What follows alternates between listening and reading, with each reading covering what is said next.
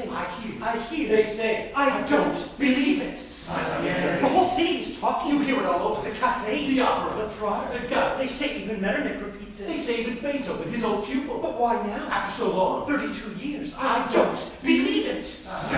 They say he shouts it out all day. I hear he cries it out all He night. stays in his apartments. Never goes out. Not for a year now. Longer. Must be 70. Older. Antonio Salieri. The famous musician. Shouting it aloud. Crying it aloud. Impossible. Incredible. I don't believe it. I don't believe it. I know who started the tale. I know who started the tale. The old man's valet. The old man's cook. The valet hears him shouting. The cook hears him crying. What a story. What a scam. What does he say, your master? What exactly does he say, the Kapellmeister? Alone in his house. All day and all night. What sins does he shout? The old fellow. The recluse. What horrors have you heard? Tell us. Tell us at once. What does he cry? What does he cry? What does he cry? Mozart! Mozart. Perdonami, Mozart! Il tuo assassino ti chiama perdono! Pardon, Mozart. Pardon your assassin. God preserve us. Perdon, Mozart! Mozart, perdon! Mercy, Mozart. Mozart, have mercy. He speaks in Italian when excited. German would not. Perdonami, Mozart. Pardon your assassin. There was talk once before, you know. 32 years ago. When Mozart was dying. He claimed he'd been poisoned. Some said he accused a man. Some said that man was Salieri. But no one believed it. They knew what he died of. Syphilis, surely, like everybody else. But what if Mozart was right? If he really was murdered. And by him, our first Kapellmeister. Antonio Salieri. It can't possibly be true. It's not actually credible. Because why? Because why?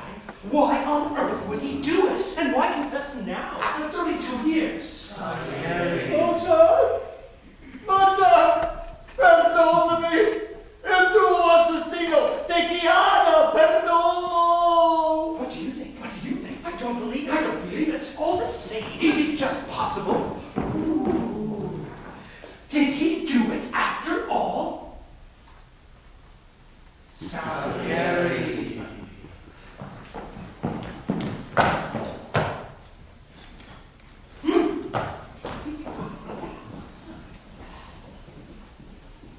Vi saluto, ombre del futuro, Antonio Salieri, a vostro servizio.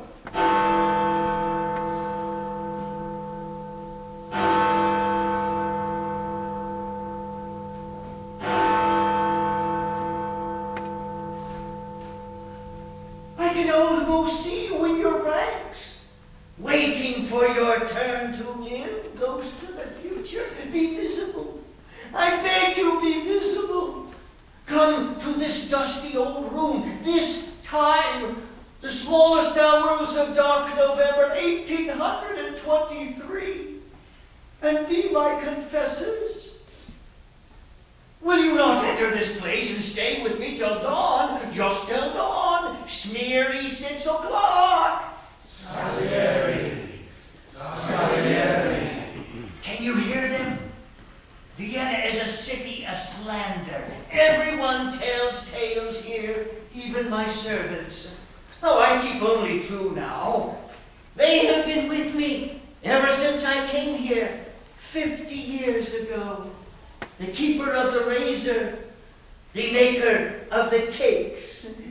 The one keeps me tidy, the other keeps me full. Leave me. Tonight I do not go to bed at all.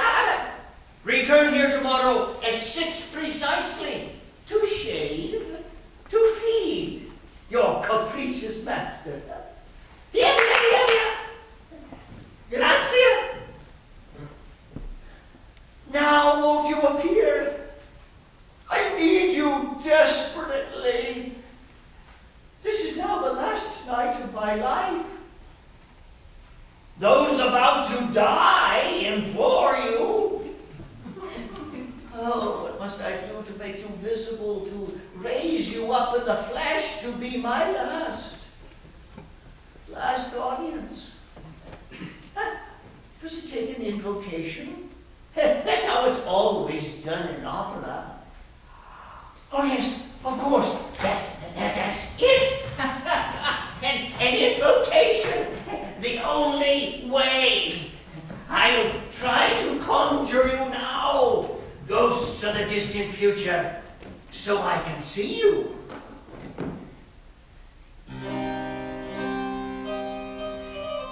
Ghosts of the future, shades of time to come, so much more unavoidable than those of time gone by. Appear you with what sympathy incarnation may endow you.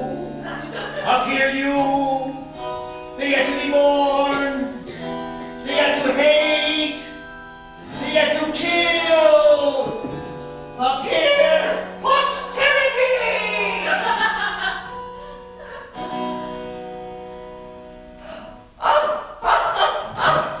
It worked! I could see you. That is the result of proper training. I was taught invocation by Gluck, who was a true master at it. Oh, he had to be.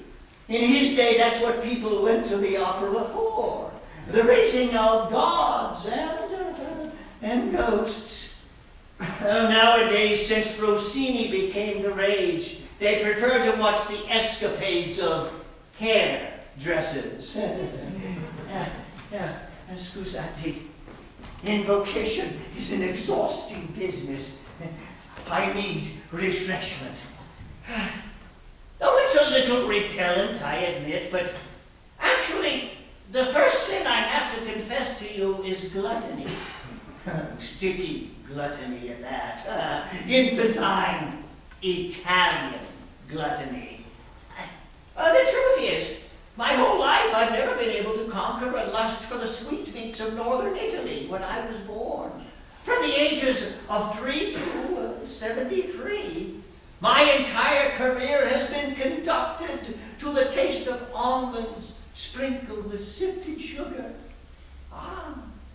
Veronese biscuits, Milanese macaroons, snow dumplings with pistachio sauce.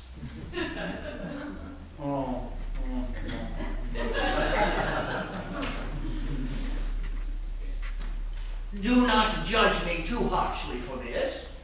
All men harbor patriotic feelings of some kind. My parents were provincial subjects of the Austrian Empire, a Lombardy merchant and his Lombardy wife. Their notion of place was the tiny town of Legnago, which I could not wait to leave.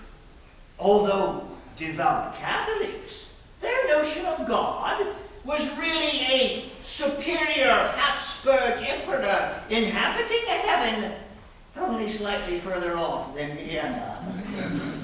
All they asked of him was to keep commerce safe and to preserve them forever in mediocrity.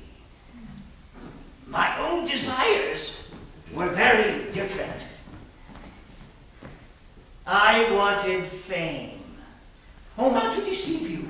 I wanted to blaze like a comet across the firmament of Europe, yet only in one especial way. Music. Absolute music.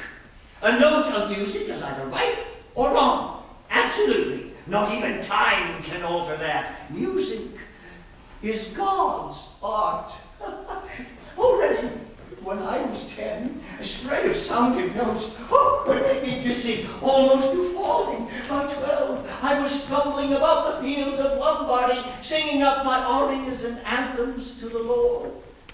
My one desire was to join all the composers who had celebrated God's glory through the long Italian past.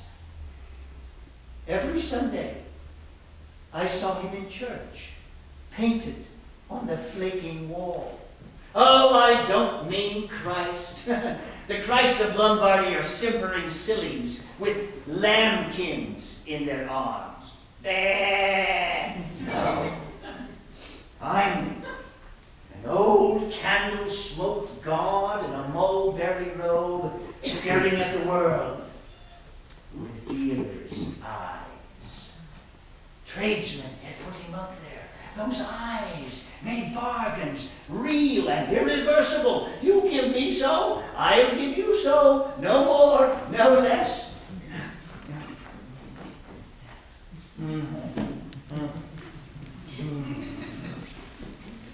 On the night before I left Livialdo forever, I went to see him and made a bargain with him myself. I was a sober 16, filled with an absolute irresistible sense of right. I knelt before the god of bargains, and I prayed through the moldering plaster with all my soul. Signore, make me a composer, or grant me sufficient fame to enjoy it. In return, I will live with virtue. I will strive to help the lot of my fellows, and I will honor you with much music all the days of my life. As I said, Amen, I saw his eyes flare. Bene, go forth, Antonio, serve me and mankind, and you will be blessed. Grazie, I call back. I am your servant for life.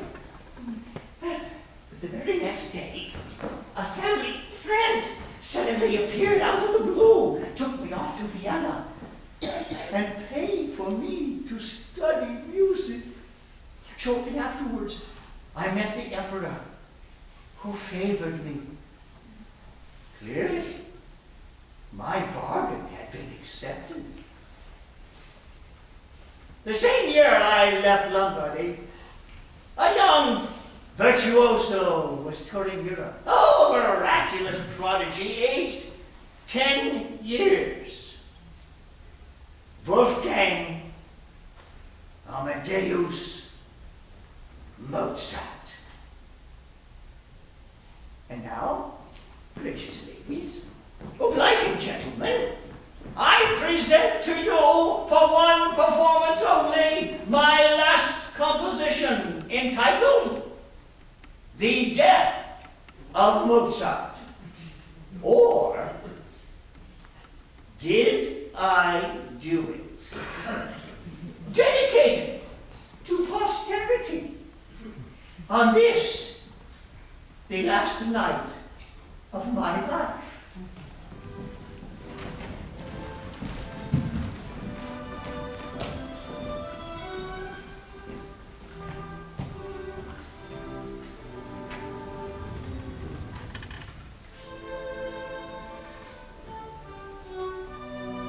The scene throughout is Vienna.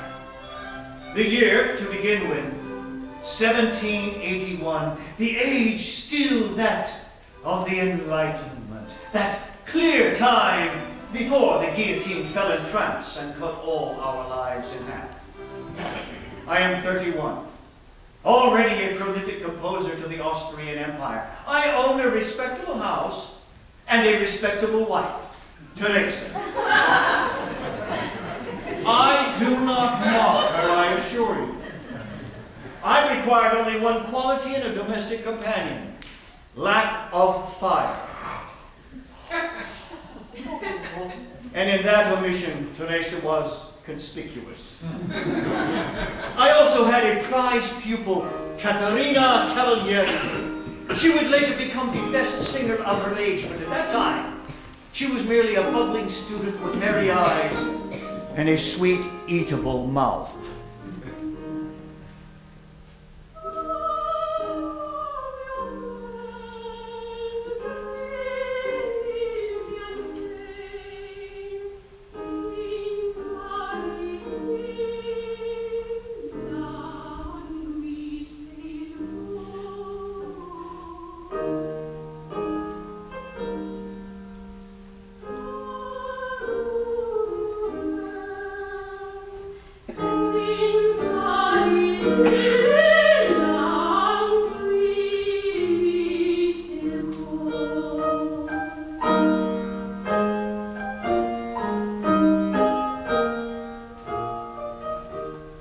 I was very much in love with Caterina, or at least in lust. But because of my vow to God, I was entirely faithful to my wife. I had never laid a finger upon the girl, except occasionally to depress her diaphragm in the way of teaching her to sing. My ambition burned with an unquenchable flame. Its chief goal was the post of first royal Kapellmeister, then held by Giuseppe Bono, 70 years old and apparently immortal. You, when you come, will be told that we musicians of the 18th century were no better than servants, the willing slaves of the well-born and the well-to-do. Now, this is quite true. It is also quite false. Yes, we were servants. But we were learned servants, and we used our learning to celebrate men's average lives.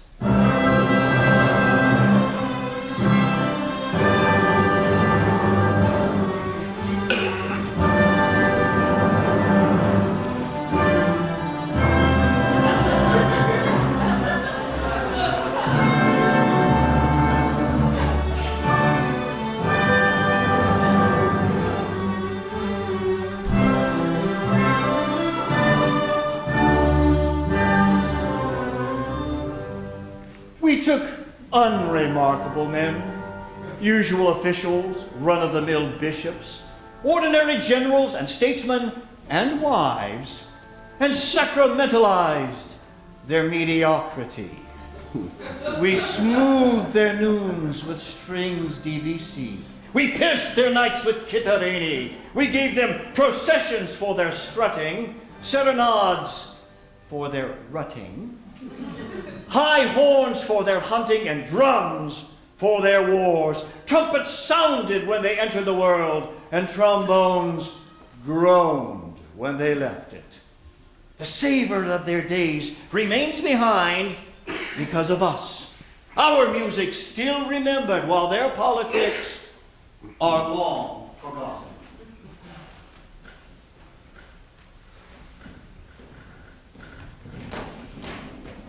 Tell me, before you call us servants, who served whom?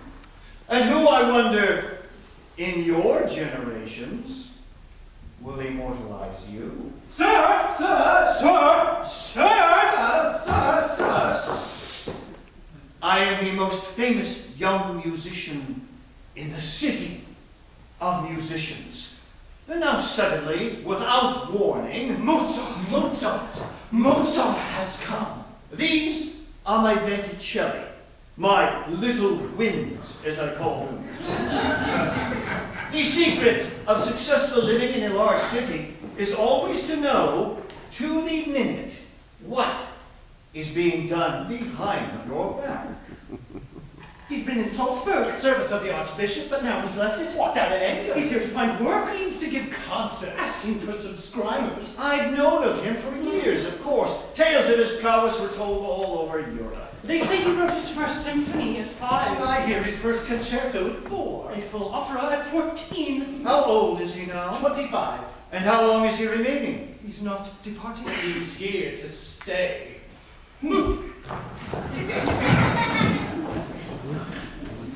You are required to commission a comic opera in German from Herr Mozart. Johann von Strack, Royal Chamberlain, a court official to his collarbone. Why German?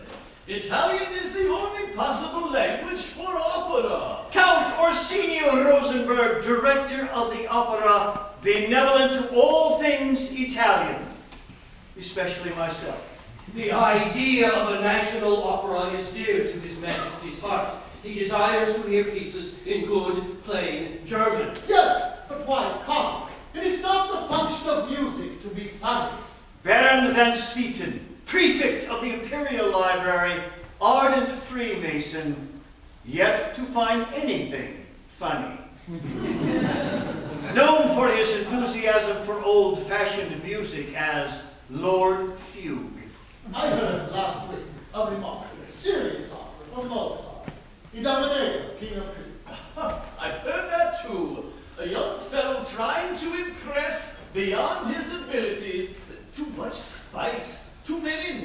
Nevertheless, kindly convey the convention to him today. I believe we are going to have trouble with this young man. He was a child prodigy, and that always spells trouble. His father is Leopold Mozart, bad-tempered Salzburg musician who dragged the boy endlessly around Europe, making him play the keyboard blindfolded with one finger. That sort of thing. Oh, all prodigies are hateful. Non è vero, compositore? Divingono sempre più sterili con Galeano. Precisamente, precisamente. What are you saying? Oh, nothing, Herr Chamberlain. Niente, Signore Pomposo.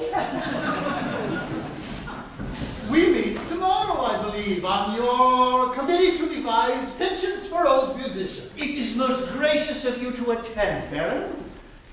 You are a worthy man, Salieri. You should join our Brotherhood of Masons. We would welcome you only. I would be honored, Baron. If you wished, I could arrange initiation into my lodge. That would be more than my due. Oh, nonsense. We appreciate men of talent of all conditions. I may invite young Mozart also, dependent on the impression he makes. Of course, Baron. Honored indeed. Almost every man in Vienna in those times of influence was a Mason, and the Baron's Lodge by far the most fashionable. As for young Mozart, I confess I was alarmed by his coming. Oh, not by the commission of a comic opera, even though I was then attempting one called The Stolen Bucket. No. What worried me were reports about the man himself. He was praised altogether too much. Such gaiety of spirit, such ease of manner, such natural charm. Really? Where does he live? Peterplatz, number 11. The landlady is Madame Weber, a real bitch. Takes in male lodgers, has a tribe of daughters.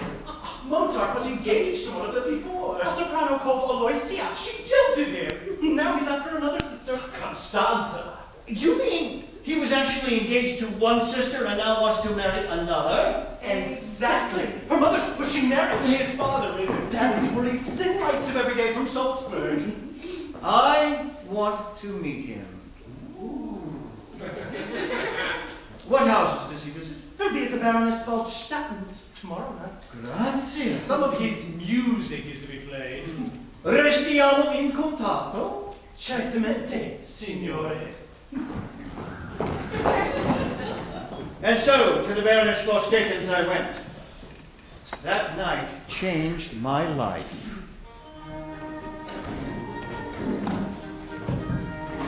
I entered the library to first take a little refreshment. My generous hostess always put out the most delicious confections in that room whenever she knew I was coming. Dolce, caramale, and most especially a miraculous crema al mascarpone, which is simply cream cheese mixed with granulated sugar and suffused with rum that was totally irresistible.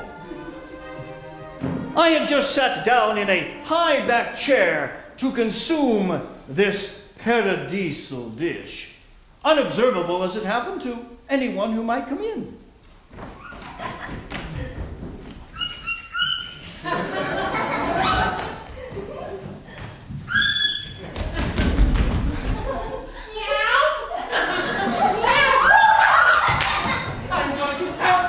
I'm going to scrunch much. I'm going to chew my little mousey wops. I'm going to tear you to pictures by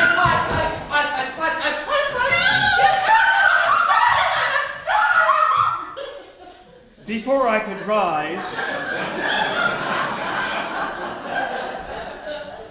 could rise, it had become difficult to do so. I'm going to bite you out, my little face, my spongy onesie. You're trembling. I think you're trying to push mush. I think you're scared to death. You're going to shit yourself. In a moment, you'll be on the floor. Someone will hear you! Stop it, Wolfie! Here it comes. I can hear it coming. What a melancholy note. Something's dropping from your bones. Stop it now!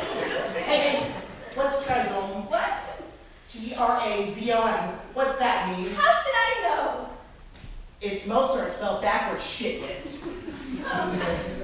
If you married me, you'd be Constanza Trazon. No, I wouldn't. Yes, you would. I'd want everything backwards once I was married. I'd want to lick my wife's arse instead of her face. You're not going to lick anything at this rate. Your father's never going to give his consent to us. Who cares about his consent? You do.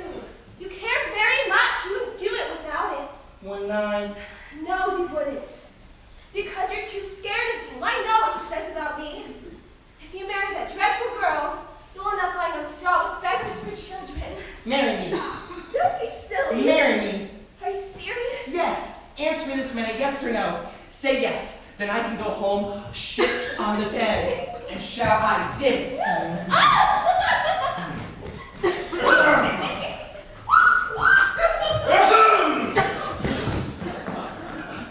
Her ladyship is ready to commence. Ah, yes, good. Come, my dear, the music waits. Oh, by all means, Herr Trizom.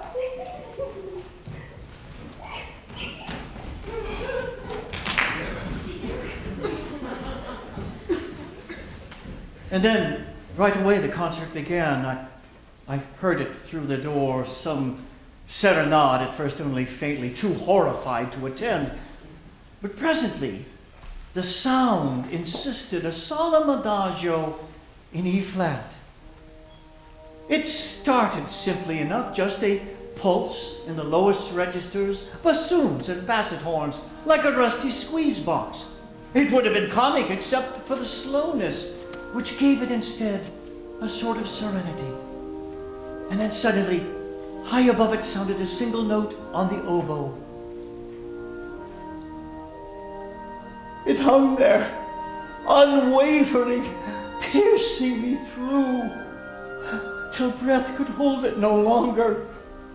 And a clarinet withdrew it out of me and sweetened it into a phrase of such delight. It had me trembling. The lights flickered in the room, my eyes clouded, but the squeeze box groaned louder, and over it the higher instruments wailed and warbled, throwing lines of sound around me, long lines of pain around and through me. Oh, the pain! Pain as I had never known it. I called up to my sharp old God, what is this? What? The squeeze box went on, and the pain got deeper and deeper into my shaking head, until suddenly I was running, dashing through the side door, stumbling downstairs into the street, into the cold night, gasping for life. What is this? Tell me, signore, what is this pain? What is this need in the sound, forever unfulfillable, yet fulfilling him who hears it utterly? Is it your need? Can it be yours?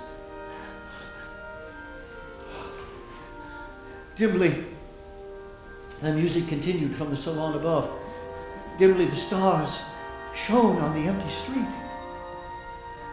I was suddenly frightened. It had seemed to me that I had heard the voice of God, and that it issued from a creature whose own voice I had also heard, and it was the voice of an obscene child. I ran home and buried my fear in work. More pupils than there were 30 or 40, more committees to help musicians, more motets and anthems to God's glory. And at night, I prayed for just one thing. Let your sound enter me. Let me be your conduit. Let me. As for Mozart, I avoided meeting him and sent out my little winds for whatever scores of his could be found. 6 forte piano sonatas composed in Munich, 2 in Mannheim, a Parisian symphony. Clever. They were all clever, yet they seemed to me completely empty. A divertimento in D, A Cassazione in G. a grand litany in E flat. Conventional. Even boring. The productions of a precocious youngster, Leopold Mozart's flighty son. Nothing more. That serenade had obviously been an exception in his work, the sort of accident which might visit any composer on a lucky day.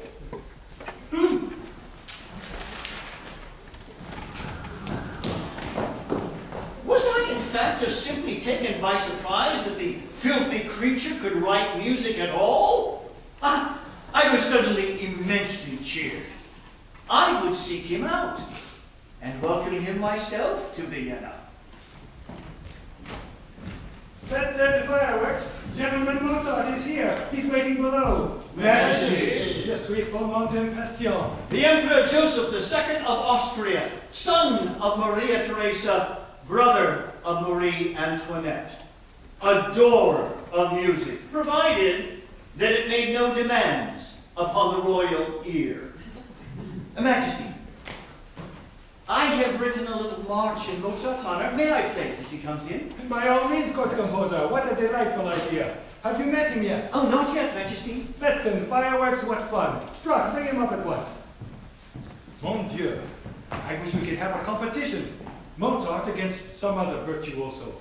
2 keyboards in contest. Wouldn't that be fun, Baron? Well, not to me, Majesty. In my view, musicians are not horses to be run against one another. Ah, well, there it is. Herr Mozart, Majesty. Splendid. Good composer and all. Admit him, please.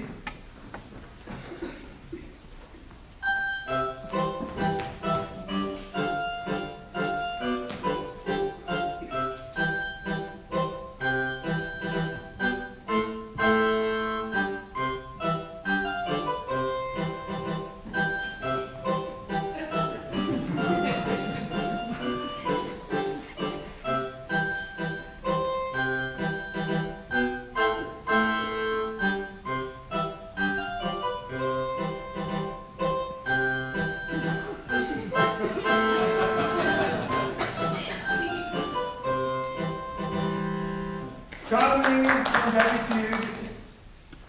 Mozart.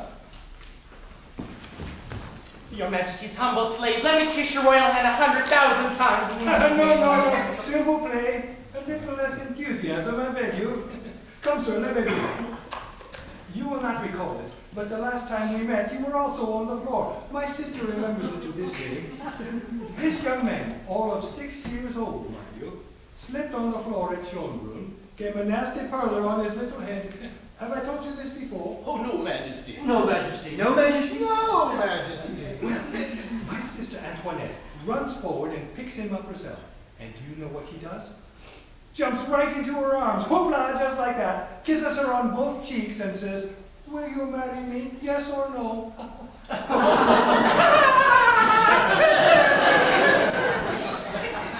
I do not mean to embarrass you, Herr Mozart. You know everyone here, surely? Oh, yes, sir. Herr Director and Herr Prefect. Delighted to see you again. But not, I think, our esteemed court composer. A most serious omission. No one who cares for art can afford not to know Herr Salieri. He wrote that exquisite little March of Welcome for you. It was a trifle, Majesty. And nevertheless, I'm overwhelmed, Signore. ideas simply pour out of him, don't they, Strack? Endlessly, sire. Well done, Salieri. Let it be my pleasure then to introduce you. Court composer Salieri, Herr Mozart of Salzburg. Finalmente. Che gioia, che diletto straordinario. Grazie, signore. 1000 milioni di benvenuti. Sono commosso. È un onore eccezionale incontrarvi. Compositore brillante e famosissimo. Grazie. Tell me, Mozart, have you received our commission for the opera? Indeed I have, Majesty. I am so grateful to you I cannot express. I swear to the best, the most perfect entertainment ever done for the monarch. I've already found a libretto.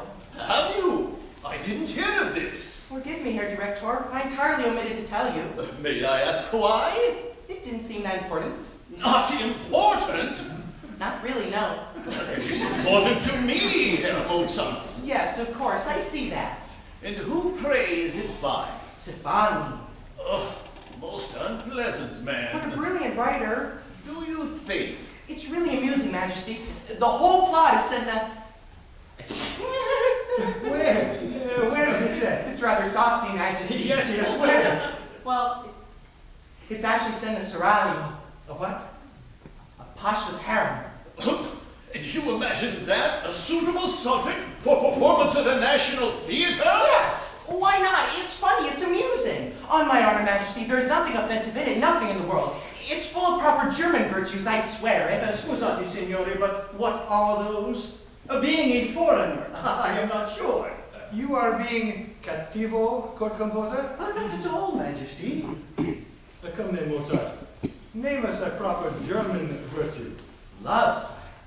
I have yet to see that expressed in any opera. Well answered, Mozart. Scusate, I was under the impression one rarely saw anything else expressed in opera. I mean manly love, signore. Not male sopranos screeching or stupid couples rolling their eyes, that absurd Italian nonsense. I mean the real thing. And do you know the real thing yourself, Herr Mozart? Under your pardon, I think I do, Majesty. Bravo. When do you think it will be done? The first act is already finished. But it can't be more than 2 weeks since you started. Composing is not hard when you have the right audience to please, sire. A charming reply, Majesty. Indeed, Baron. Fêtes and fireworks. I see we are going to have fêtes and fireworks. Au revoir, Monsieur Mozart. Soyez bienvenue à la cour. Oh, Majesty, je suis comblé d'honneur d'être accepté dans la maison de paix de tous les musiciens. C'est bien à mon âme aussi plein de discernement que votre Majesté. C'est un honneur qui dépasse seulement du mes dû. Ah, well, there it is. I leave you gentlemen to get better acquainted. Good day, Majesty. Votre Majesty. Good day to you. Good day. Welcome, Mozart. I shall be seeing much more of you, depend on it. Bene, Bene. I too wish you success with your opera. I'm going to have it. It is going to be superb. I must tell you, I've already found the most excellent singer for the leading part. Oh, who's that? Her name is Cavalieri.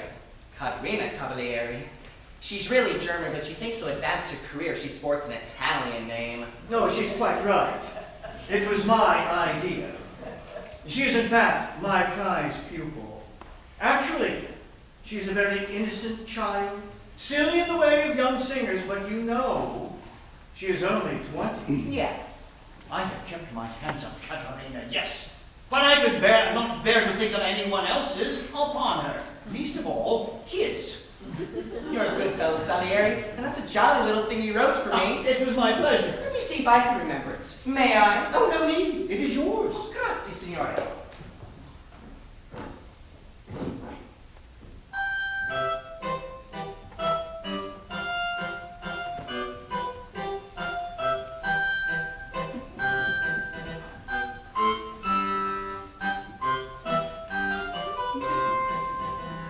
The rest is just the same, isn't it? You have a remarkable memory. Grazie ancora, signore.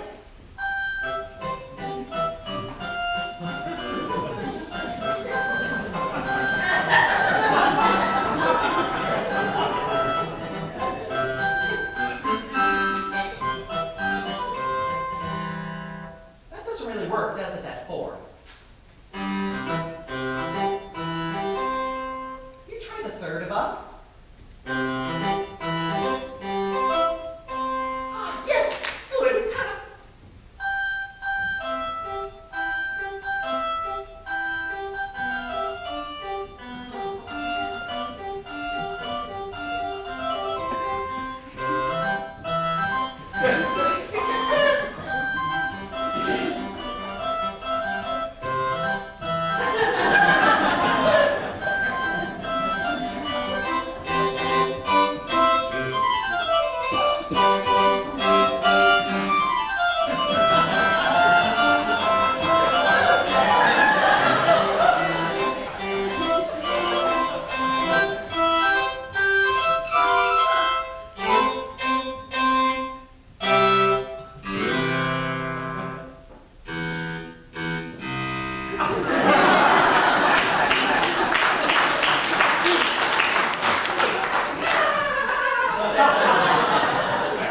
Scusate, I must go.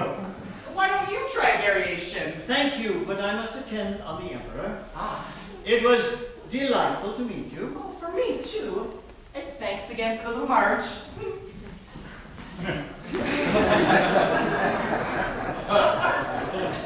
Was it then so early I began to have thoughts of murder? Of course not. At least not in life. In art, it was a different matter. I decided to compose a huge tragic opera, something to astonish the world, and I knew my theme.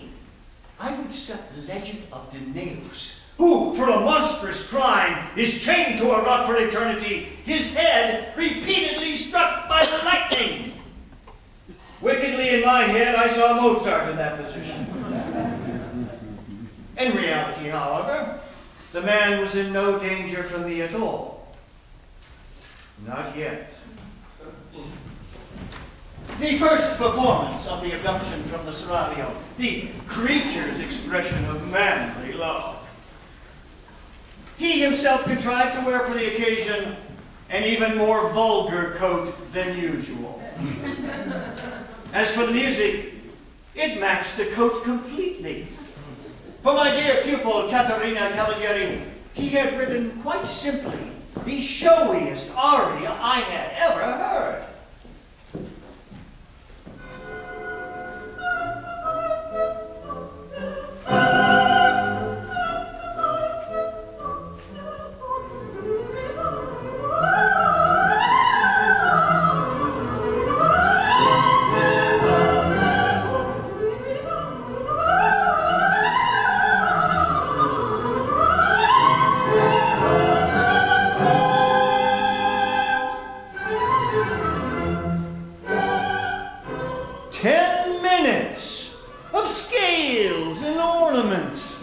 Amounting in sum to a vast emptiness.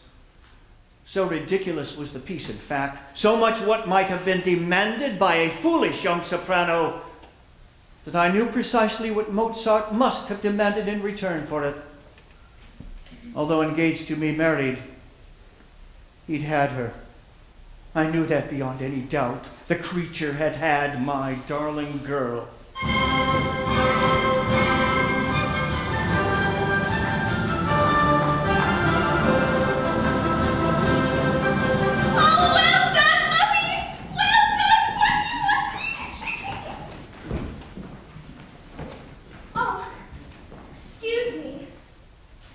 Majesty, may I present Fräulein Weber, my fiancée? Oh! Enchanté, Fräulein. Your Majesty. Constanza's a singer herself. Indeed. I'm not at all, Majesty. Don't be silly looking. So, Mozart, a good effort. Decidedly that, a good effort. Did you really like it, sire? I thought it was most interesting. Yes, indeed. A trifle, how shall one say, Director? Too many notes, Your Majesty. Very well put. Too many notes. I don't understand. My dear fellow, don't take it too hard. There are, in fact, only so many notes the ear can hear in the course of an evening. I think I'm right in saying that. Aren't I, court composer? Yes. No, I would say yes. On the whole, yes, Majesty. There you are. It's clever, it's German, it's quality work. And there are simply too many notes, you see? There are just as many notes, Majesty. Neither more nor less is are required. Ah, well, there it is.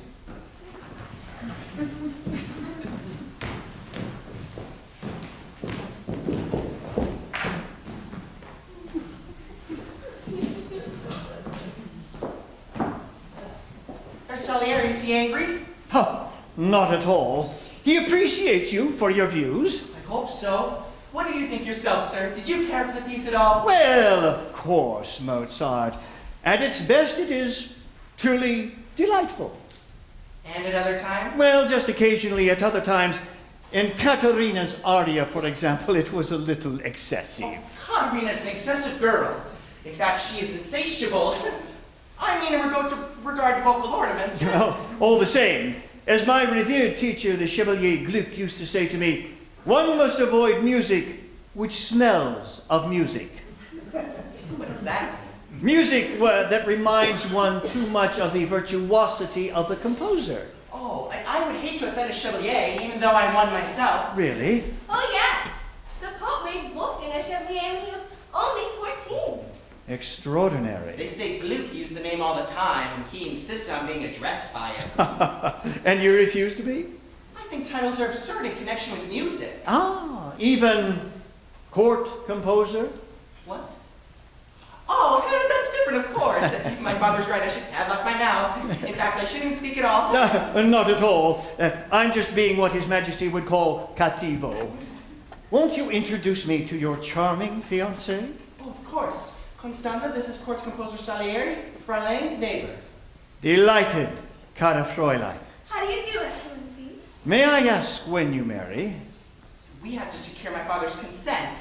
He's an excellent man, a wonderful man, but in some ways a little stubborn. Excuse me, but how old are you? 26. Well, then your father's consent is scarcely indispensable. You see? No, it is not indispensable. Of course not. My advice to you is to marry and be happy. You have found, it is quite obvious, un tesoro raro. Tough, very much. Good night to you both. Good night, Excellency. Good night, sir, and thank you. Come, Stanzi.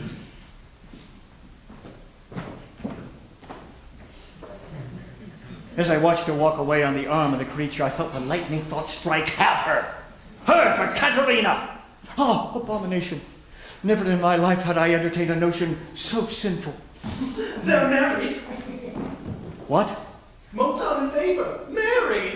Really? His father will be furious. They didn't even wait for his consent. Have they set up house? Vipping, yes. Number 12. Not bad. Considering they've no money. Is that really true? He's wildly extravagant. He lives way beyond his means. But he has pupils. Only 3. Why so few? He's embarrassing. Makes scenes. Makes enemies. Even Strock, whom he cultivates. Chamberlain Strock? Only last night. I compel Meister Bono. 7 months in this city, not one job. I'm not to be tried again, is that it? Of course not. I know it goes on in the city, and so do you. Vienna's completely in the hands of foreigners.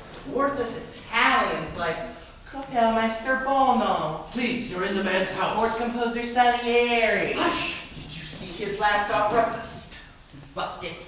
Did you? Yes, of course I did. Ugh, unbearable. Bum, bum, bum, bum, bum, bum, bum, bum. Tonic-a-donic. Here to resurrection, not one interesting modulation all night. Salier's a musical idiot. Please, he had too much to drink. He often has. Why are Italians so terrified by the slightest complexity in music? Show them one chromatic passage and they faint. Oh, how sick, how morbid. Morboso, an opera that just used the same conventions over and over again. Tremolando sus rage. Sforzando, it shows excitement. C minor means gravity. D minor means terror. Round and round like donkeys at a grindstone. Lower your voice. Lower your breeches. That was just a joke. You look like a toad. I mean, you're West Kid. You were gobbling like a toad. You would do best to retire for tonight, for your own sake. Salieri has 50 pupils. I have 3. I'm a married man. How am I to live? But of course, I realize you don't concern yourself with money in these exalted circles. All the same. Did you know that behind his back, His Majesty is known as Kaiser Keep It? Mozart! I should have said that, shouldn't I? It was another joke. Just forgive me. And we're all friends, aren't we? Good night. Oh, no, please. Your hand first, please. Give me a post, sir. That is not in my power, Mozart. Princess Elizabeth is looking for an instructor. One word from you could secure it for me. I regret that is solely in the power of court composer Salieri.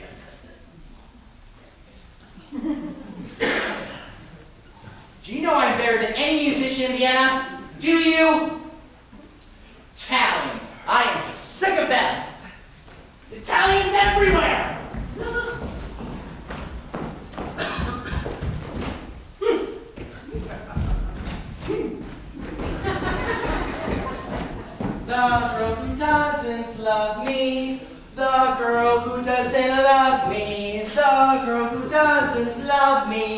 can lick my arse instead. Barely 1 month later, that thought of revenge became more than thought.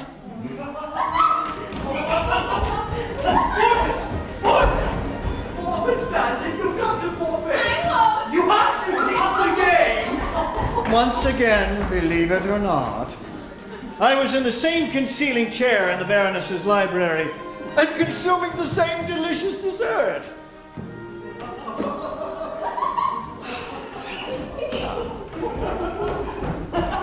You lost. Now, there's the penalty. A party celebrating the New Year's Eve. I was on my own, my dear spouse Teresa, visiting her parents in Italy. Well, what? What is it? I want to measure your calves. Well, Definitely not, you cheeky bugger. now come on. You've got to learn, Stanton. All's fair in love. And forfeits. No, it isn't. So you can both buzz off.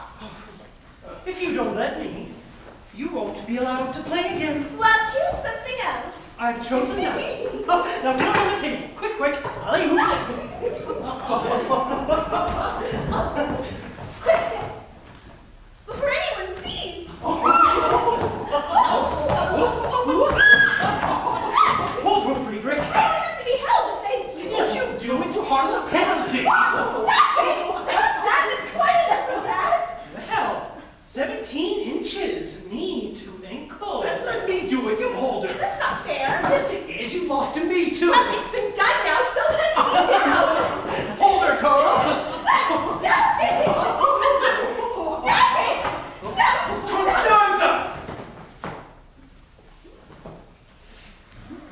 Gentlemen, if you please. It's only a game, Wolfie. We meant no harm, upon my word. Down off the table, please.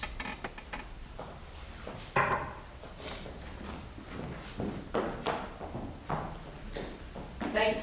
We will see you later. Now look, Mozart, don't be pompous. Please, excuse us now.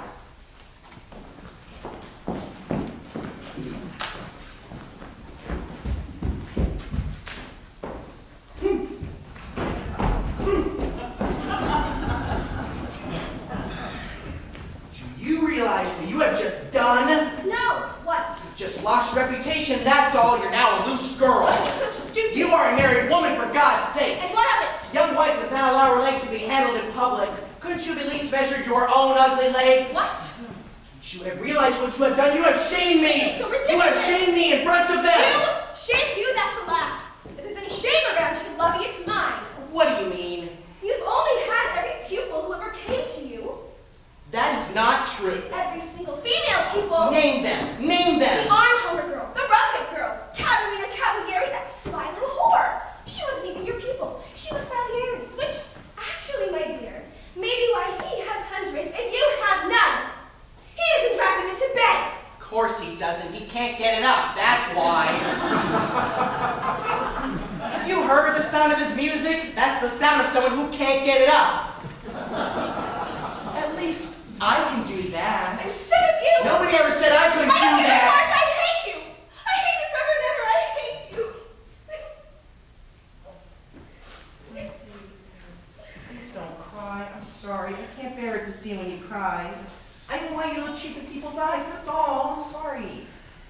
Here, beat me. I'll just stay here like a little lamb and I'll bury your strokes. Bati, bati, bati, mio tesoro. Stop it. Scanzi, wanzi, marini, beanie, genie. Stop. Scanzi, wanzi had a fit. Shook her stays, made them split. Stop It it. took away her skirt. Scanzi, wanzi, ate the dirt. Stop it now.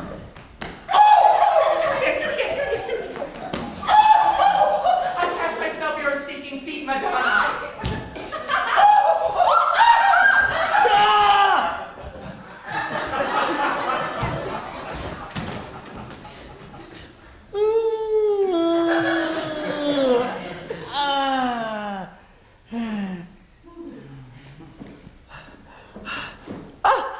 Good evening. Excellency. How long have you been there? I was asleep until a second ago.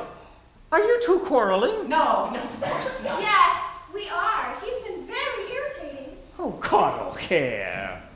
Tonight is the time for New Year resolutions. Irritating lovely ladies cannot surely be one of yours. May I suggest you bring us each a sorbetto from the dining room? Why don't we all go to the table? Herr Salieri is quite right. Bring them here. It'll be your punishment. Stanzi! Oh, come now, I can keep your wife company. There could be no better peace offering than a sorbetto of aniseed. I prefer tangerine. Very well. Tangerine. But if you can manage aniseed for me, I'd be deeply obliged. So the new year can begin coolly for all three of us. Of course, Signore, I'm on. Oh, then I'll play like billiards. What do you say? I'm afraid I don't play. You don't. Both of you would rather play billiards than anything. He's very good at it. I'm the best. I may not occasionally am composing, but when it comes to billiards, never. Ah, virtuoso of the cue. Exactly, it's a virtuoso's game. I think I shall write a brand fantasia for billiard balls. Trios, accaciatuos, oral arpeggios and angry, and then I'll play myself in public. It'll have to be me, because none of those Italians like Clemente would be able to get his fingers around the cue. Scusate.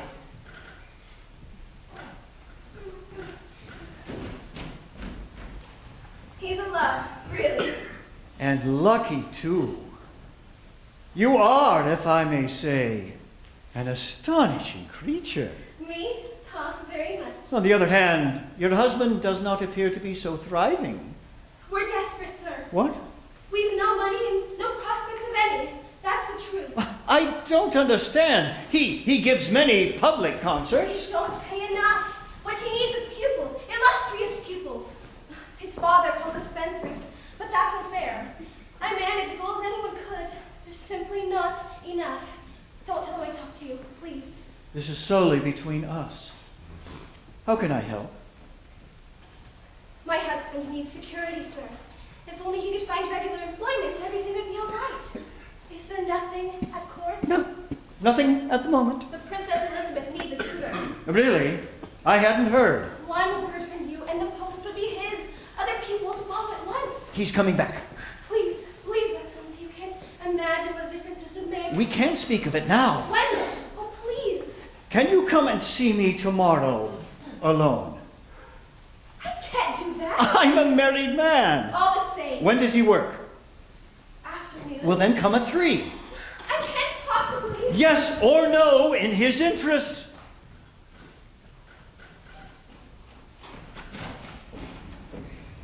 So I done it. Spoken aloud. Invited her. What of that vow made in church? Virtue, fidelity, all of that? I couldn't think of that now. The next afternoon I waited in a fever. Would she come? I had no idea. And if she did, how would I behave? Was I actually going to seduce a young wife of 2 months' standing? Part of me, much of me wanted it badly. Badly. Yes, badly was the word.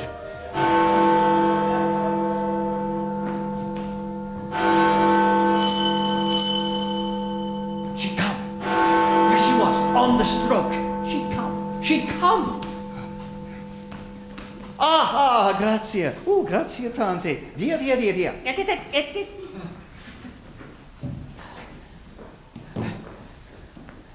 Signora, Excellency.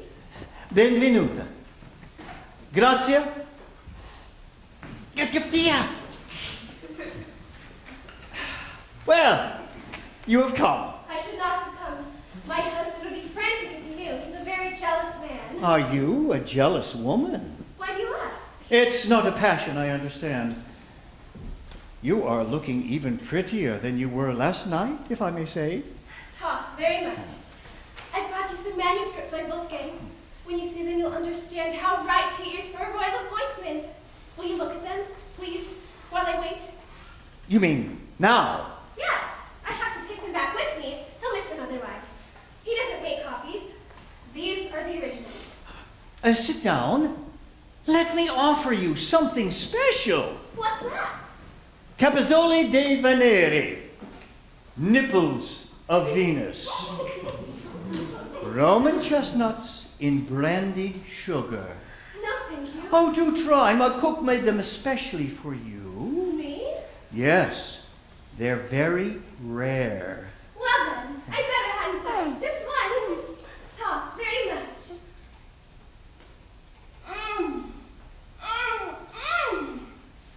They're delish. Aren't they? Have another. I couldn't possibly.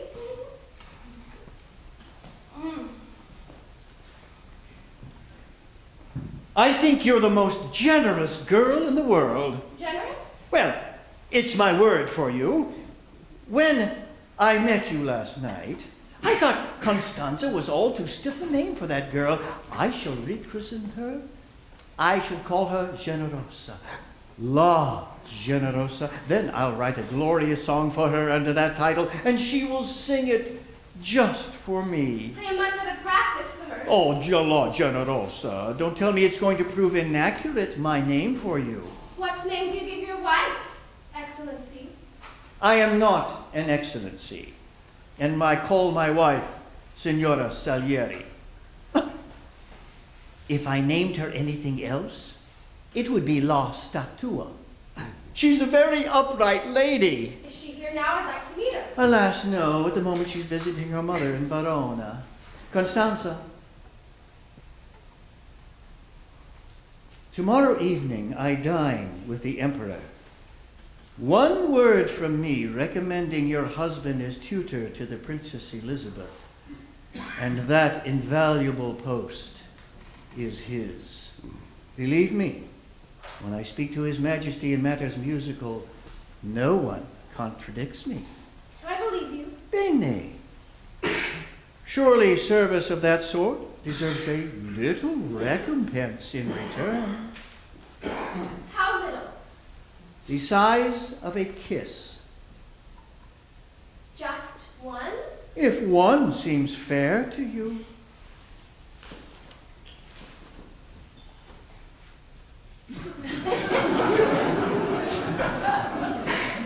Does it?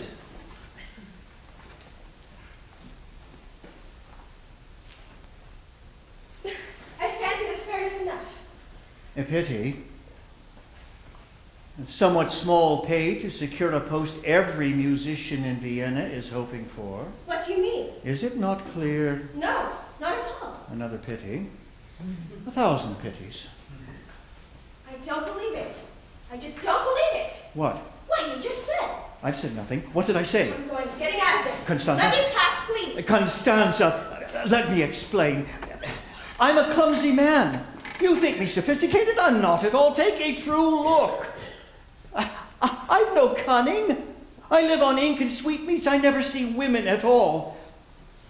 When I met you last night, I envied Mozart from the depths of my soul. Out of that envy came stupid thoughts.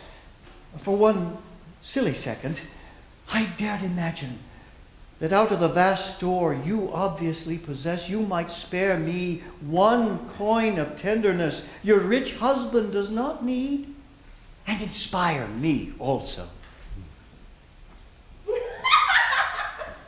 I amuse. Mozart was right. You're wicked.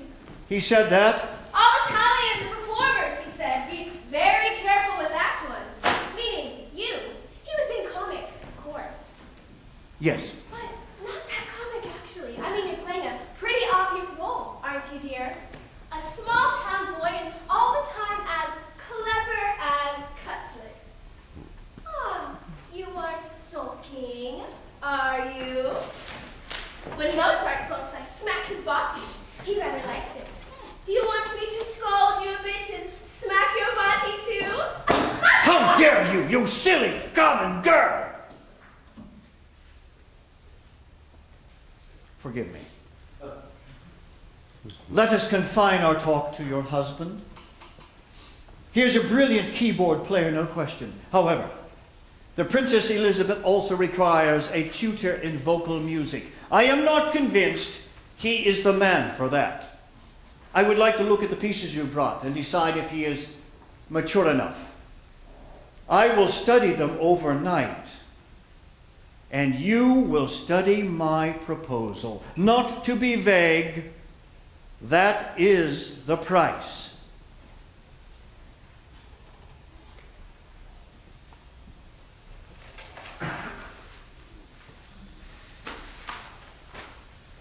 Good afternoon.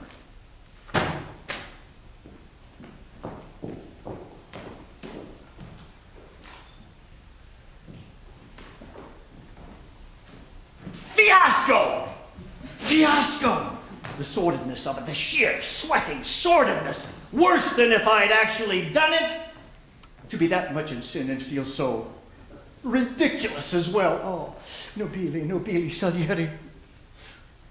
What had he done to me, this Mozart? Before he came, did I behave like this? Toy with adultery, blackmail women. Oh, it was all glowing, slipping, growing rotten because of him.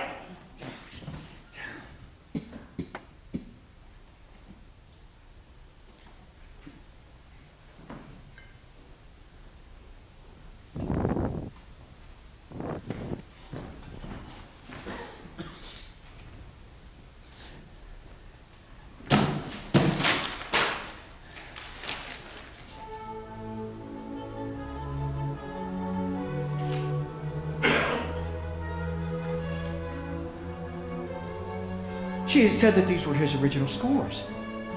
First and only drafts of his music.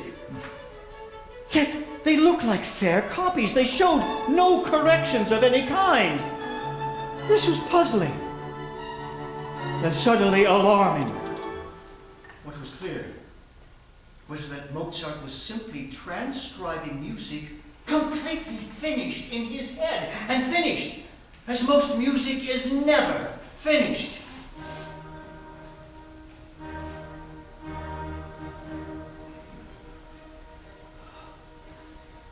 Displace one note, and there would be diminishment. Displace one phrase, and the structure would fall. Here again, only now in abundance, were the same sounds I had heard in the library.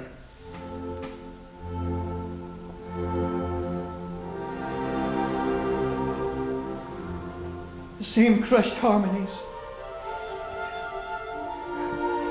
glancing collisions, agonizing delights. The truth was clear. That serenade had been no accident. I was staring through the cage of those meticulous ink strokes at an absolute beauty.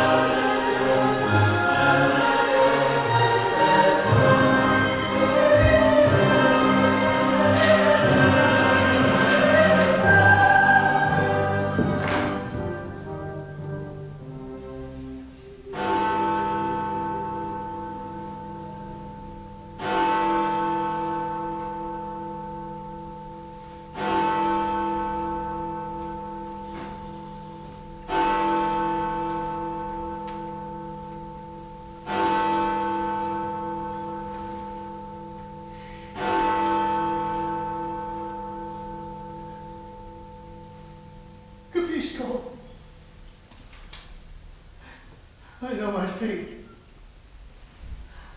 Now for the first time I feel my emptiness as Adam felt his nakedness. Tonight in an inn somewhere in the city stands a giggling child. who can put on paper without actually setting down his billiard cue casual notes, which turn my most considered ones into lifeless scratches. Grazie, Signore. You gave me the desire to serve you, which most men never know, and then saw to it that the service was shameful in the ears of the servant. Grazie. You gave me the desire to praise you, which most never feel, and then made me mute. Grazie tante. You put into me perception of the incomparable, which most men never feel, and then assured that I would know myself forever mediocre. Why? What is my fault? Until this day I have pursued virtue with rigor. I have labored long hours to relieve my fellow man. I have worked and worked at talent you allowed me. You know how hard I've worked, solely that in the end, in the practice of the art which alone makes this world comprehensible to me, I might hear your voice. And now I do hear it, and it says only one name: Mozart. Spiteful, sniggering, conceited, infantine Mozart, who has never worked 1 minute to help another man. Shit-talking Mozart with his body-smacking wife. Him you have chosen to be your sole conduit, and my only reward, my sublime privilege, is to be the sole man alive in this time to clearly recognize your incarnation. Grazie, grazie ancora.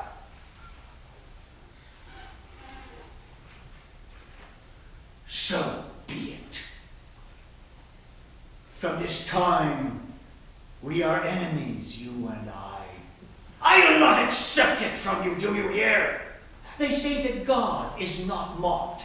I tell you, man is not mocked. I am not mocked. They say the Spirit bloweth where it listeth. I tell you, no. It must list to virtue or not blow at all. Deo injusto, you are the enemy. I name thee now, nemico eterno, and this I swear. Until my last breath, I shall block you on earth as far as I am able.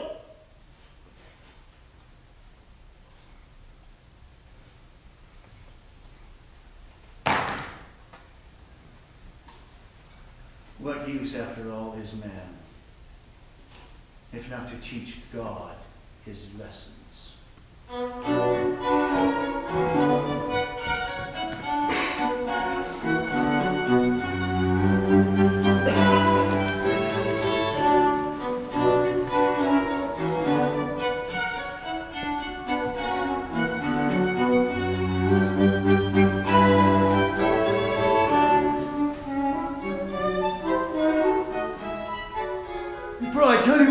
Next, God's answer to me, and indeed Constanza's, and all the horrors that followed. Let me stop. The bladder, being a human appendage, is something you need not concern yourselves with. Yet, I, being alive, though barely, am at its constant call. It is now 1 hour before dawn, when I must dismiss us both.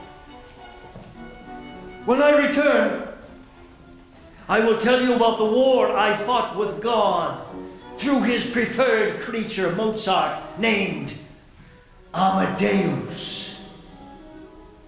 In the waging of which, of course, the creature had to be destroyed.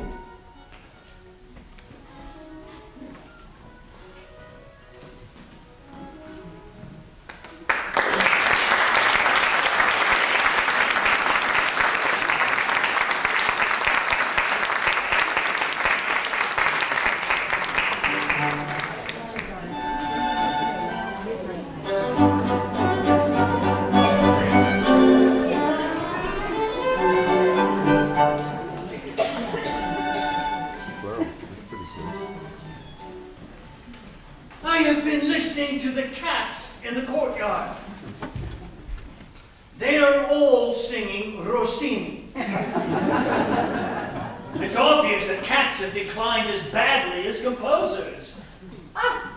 Domenico Scarlatti owned one, which would actually stroll across the keyboard and pick out passable subjects for fugue. But that was a Spanish cat of the Enlightenment. It appreciated counterpoint. Nowadays, all cats appreciate is coloratura, like the rest of the public. This is now the very last hour of my life. You must understand me. Not forgive. I do not seek forgiveness. I was a good man, as the world calls good. What use was it to me? Could goodness make me a good composer? Was Mozart good? Goodness is nothing in the furnace of art. On that dreadful night of the manuscripts, my life took on a terrible and thrilling purpose, the blocking of God in one of his purest manifestations. Oh, I had the power. God needed Mozart to let himself into the world, and Mozart needed me to give him worldly advances. So, it would be a battle to the end. And Mozart was the battleground. One thing I knew about God, he was a cunning enemy. Witness the fact that in blocking him in the world, I was also given the satisfaction of disrupting a disliked human rival. I wonder which of you would refuse that chance if it were offered.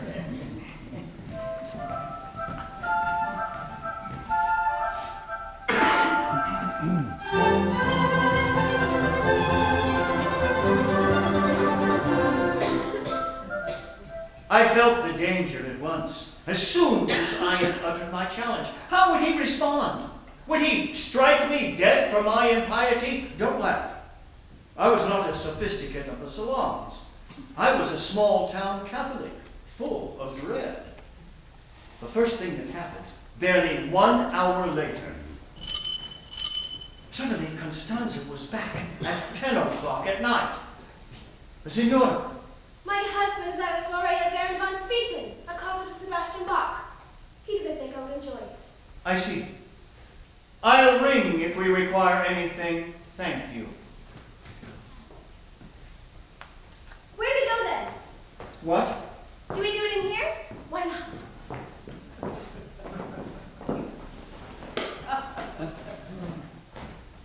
Well, let's get on with it then.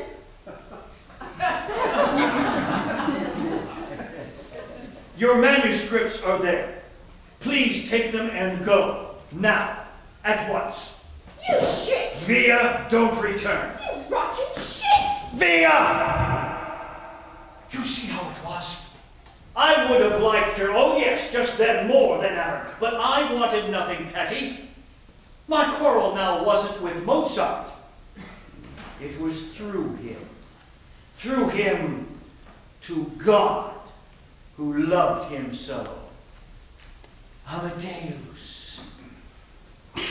Amadeus.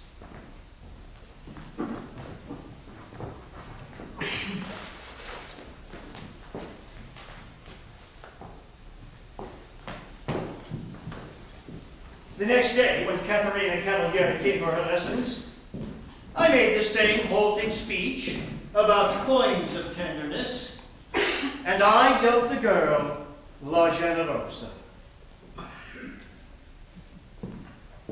I regret that my invention in love, as an art, has always been limited.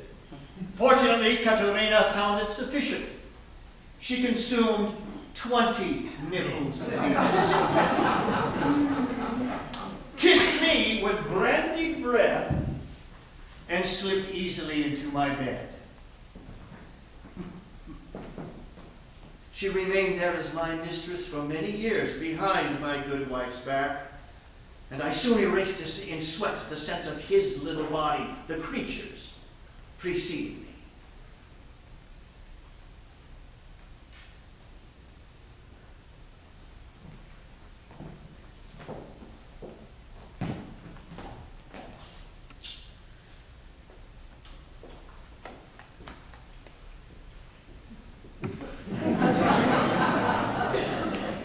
So much for my vow of sexual virtue. That same evening I went to the palace and resigned from all my committees to help the lot of poor musicians. So much for my vow of social virtue. Then went to the emperor and recommended he had no talent whatsoever to instruct the Princess Elizabeth. Herr Sommer, a dull man, surely. What of Mozart? Majesty, I cannot with a clear conscience recommend Mozart to teach royalty. One hears too many stories. They may be just gossip. One of them, I regret, relates to a protege of my own, a very young singer. Charmant. Not pleasant, Majesty, but true. I see. Let it be Herr Sommer, then. I dare say he can't do much harm. To be frank, no one can do much harm musically to the Princess Elizabeth. Mozart certainly did not suspect me. The emperor announced the appointment in his usual way. Well, there it is. And I commiserated with the loser. My own fault. My father always writes I should be more obedient and know my place. He'll send me 16 lectures when he hears of this. It was a most serious loss as far as Mozart was concerned. His list of pupils hardly moved, 6 at most. And now a child to keep from a boy. Poor fellow. I, by contrast, prospered. This is the extraordinary truth. If I had expected fury from God, none came. None. Instead, incredibly, in 84 and 85, I came to be regarded as infinitely the superior composer. And this despite the fact that these were the 2 years in which Mozart wrote his best keyboard concerti and his string quartets. Haydn calls the quartets unsurpassed. They were, but no one heard them. Van Swieten calls the concerti sublime. They were, but no one noticed. The Viennese greeted each unique concerto with the squeals of pleasure they usually reserved for a new style of bonnet. Each was played once, then totally forgotten. I alone, it seems, was empowered to recognize them for what they were. Some of the most perfect things made in the 18th century. By contrast, my operas were played everywhere and saluted by everyone. I composed my Semiramis for Munich. Rapturously received, people faint with pleasure.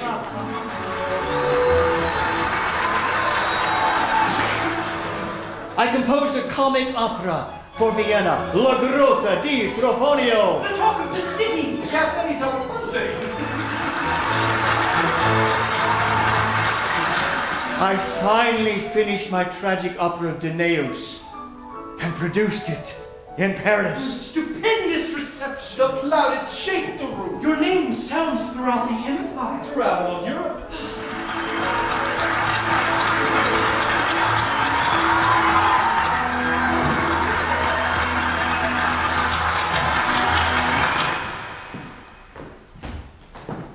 It was incomprehensible. Almost as if I were being deliberately pushed from triumph to triumph. I filled my head with golden opinions. Yes, and this house with golden furniture. My own taste was for plain things. But I denied it. The successful lived with gold, and so would I. I grew confident. I grew resplendent. I gave salons and soirees and worshipped the season round at the altar of sophistication. Mozart heard your comedy last night. He spoke of it to the Princess Lichnowsky. He said you should be made to clean up your own mess. Really? What charmers these Salzburgers are. People are outraged by him. Oh, he empties drawing rooms. Now Van Swieten is angry with him. Lord Fugue, I thought he was the Baron's little pet. Mozart has asked leave to write an Italian opera. Italian opera. Threat. My kingdom. And the Baron is scandalized. But why? What's the subject? Figaro, the marriage of Figaro, that disgraceful play of Beaumarchais. That's all we find to waste his talent on, a vulgar farce. Noblemen lusting after chambermaids, their wives dressing up in stupid disguises. Anyone could penetrate in a second. When I reproved him, he said I reminded him of his father. I simply cannot imagine why Mozart should want to set this rubbish to music. Because I want to do a piece about real people, Baron. I want to set in a real place, too. A boudoir. That, to me, is the most exciting place on earth. Underclothes on the floor, sheets still warm from a woman's body, even a piss pot brimming under the bed. Mozart! I want life, Baron, not boring legends. Herr Salieri's recent Aeneas was a legend, and that did not bore the French. It is impossible to bore the French. Except with real life. I understand. Now that you have joined our Brotherhood of Masons, that you would choose more elevated things. Oh, elevated. Elevated. The only thing I mentioned elevated is doodle. You are provoking, sir. Has everything to be a joke with you? Excuse language, Baron. But really, how can we go on forever with these gods and heroes? Because they go on forever. That's why they represent the eternal in us. Opera is here to ennoble us, Mozart. You and me just as well as the Emperor. It is an aggrandizing art. It celebrates the eternal in man and ignores the ephemeral, the goddess in woman and not the laundress. Well said, sir. Exactly. Well said, sir. Exactly. I don't understand you. You are all up on purchase, but it doesn't hide your arseholes. You don't give a shit about gods and heroes. If you are honest, each one of you, which of you is more at home with his hairdresser than Hercules or Horatius or your stupid Danaeus, come to that? Or mine too, Mithridates, king of Pontus, Il Sogno di Scipione. All those anguished antics, they're all bores. All the opera in this century is boring. Well, 999 out of 1,000. Look at us, 4 gaping mouths. What a perfect quartet. I'd love to write it just a second of time. Here now as you are. Herr Chamberlain thinking, Imprudent Mozart, I shall speak to the Emperor at once. Herr Prefect thinking, Ignorant Mozart, debasing opera with his vulgarity. Herr Court Composer thinking, German Mozart, what can he really know about music? And Mozart himself in the middle thinking, I'm just a good fellow. Why do they all disapprove of me? That's why opera's important, Baron, because it's realer than any play. A dramatic poet has to put down all those thoughts one after another to represent this second of time. But a composer, he can put down all those thoughts at once and still make you hear each one of them. An astonishing device, a vocal quartet. I tell you, I wrought to write finale lasting half an hour long. A quartet can be a quintet, become a sextet, septet, octet, nonet, on, wider, all sounds multiplying, rising together creating a sound entirely new. I beg you, that's how God hears the world. Millions of sounds ascending, mixing in his ear to become an unending music, unimaginable to us. That's our job. That's our job, we composers, to combine the inner minds of him, her, the thoughts of chambermaids, court composers, and turn the audience into God.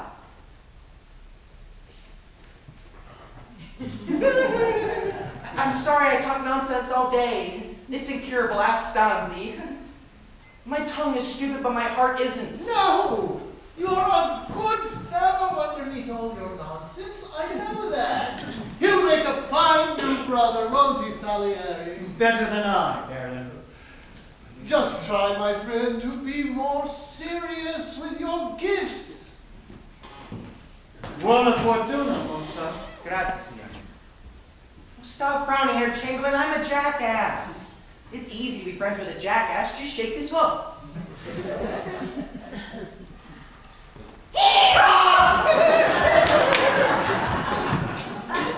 Tell the Emperor the opera is finished. Finished? Right near my noodle. The rest is just scribbling. Goodbye. Good day to you. He's gonna be so proud of me. You'll see. That young man really is Very lively. intolerable. Intolerable! Stop it! How can I block this opera Figaro? Incredible to hear, within 6 weeks, the creature had finished the entire score. Figaro is complete. The first performance will be May the 1st. So soon? There's no way we can stop it. I have an idea, una piccola idea. What? Mi ho detto che un balletto nel terzo atto? See? What is he saying? Idini, non è vero che l'imperatore ha proibito il balletto nelle sue opere? Un balletto. Oh, capisco. Ma che meraviglia! Perfetto! Veramente ingegnoso! What is it? What is he suggesting? See him at the theater. Immediately. Oh, I've forgotten. You are a brilliant court composer. I have not said anything. I must tell you that I resent this extremely. Mozart is right in some things. There is entirely too much Italian chattero at this court. Now please to inform me at once what was just said. Pazienza, my dear Chamberlain. Pazienza. Just you wait and see.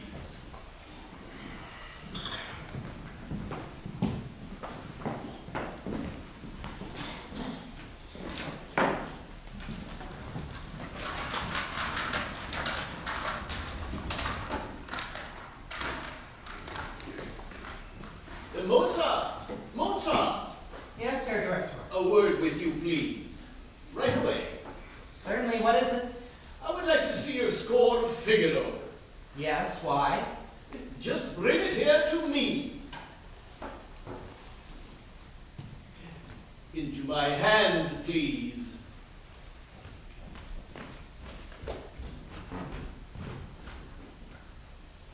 Now tell me, did you not know that His Majesty has expressly forbidden ballet in his operas? Ballet? Yes, such as occurs in your third act here. That is not a ballet, Herr Director. That is a dance at Figaro's wedding. Exactly, a dance. The Emperor doesn't mean to prohibit dance when it's part of the story.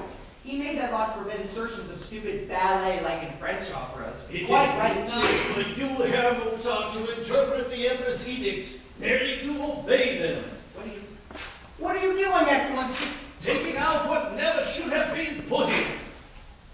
Now, sir, perhaps in future, you will obey imperial commands. But if all this goes, reveal won't write the climax of the story. Salieri, this is Salieri's idea. Don't be absurd. How did he think of that?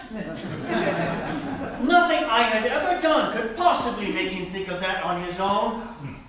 Had God given him the idea? It's a conspiracy. I can smell it's a conspiracy. What do you expect me to do? The first performance is 2 days off. Write it over. That is your forte, is it not? Writing at speed. Not when the music is perfect. Not when it's perfect as it is. I should appeal to the Emperor. I'll hold a rehearsal for him. The Emperor does not attend rehearsals. And this one, make no mistake, then he'll be with you. This issue is simple. Write your act again today, or withdraw the opera. That's final. You shit pot. Rose and shit. Rose and clit. You sneaky, clicky. I'll hold a rehearsal, the Emperor will come. You'll see, you'll see, you'll see. I'm forbidden, I am, but of course you already know. Know what? No matter. Mozart, forgive me. If you wish, I will speak to the Emperor myself. Ask him to attend the rehearsal. You wouldn't. I cannot promise he will come, but I can try. Oh, sir. Good day. Needless to say, I did nothing whatsoever in the matter. Yet, to my total stupefaction, during the middle of the last rehearsal of Figaro, next day, Let's send fireworks. Let's send fireworks, gentlemen. Good afternoon. entirely against his usual practice, the Emperor appeared. I can't wait for this, Mozart, I assure you. Je prévois des merveilles. Majesty, what did this mean? Was this proof God finally had decided to defend Mozart against me? Was he engaging with me at last?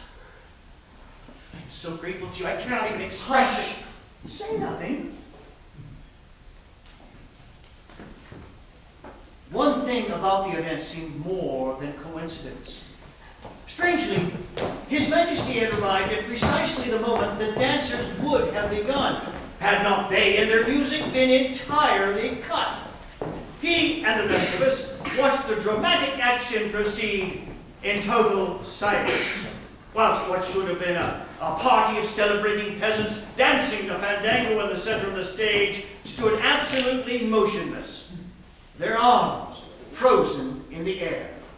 I don't understand. Is it modern? No, Majesty. Then what? Herr Director's moved a dance that would have occurred at this point. Why was this done? Well, it is your own regulation, sire. No ballet in your opera. Majesty, this is not a ballet. This is part of a wedding feast entirely necessary for the story. Well, it certainly looks very odd the way it is. I can't say I like it. Nor do I, Majesty. Do you like it, Rosenberg? Well, it's not a question of liking, Majesty. Your own law decrees it. Yes. All the same, this is nonsense. Look at them, they're like waxworks. Not exactly. I don't like waxworks. Nor do I, Majesty. Well, who would? What do you say, Salieri? Italians are fond of waxworks, Majesty. Our religion is largely based upon them. You are cattivo again, court composer. Your Majesty, Count Rosenberg is very worried that if the music is put back, it would create the most unfortunate precedent. One would have thereafter to endure hours of dancing in opera. I think we can guard against that, you know, Chamberlain. I really think we can guard against hours of dancing. Please restore Herr Mozart's music. Oh, Majesty, I must insist. You will oblige me, Rosenberg. I wish to hear Mozart's music. Do you understand me? Yes, Majesty. Thank you, sire. Thank you, thank you, thank you. Yes, very good. A little less enthusiasm, I beg you. Excuse me. There it is.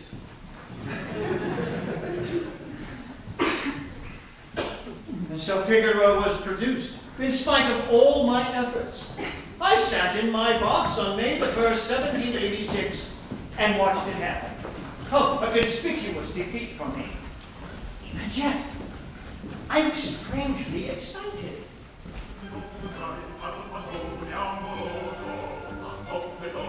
My march, my poor march of welcomes, changed by him to enchant the world forever.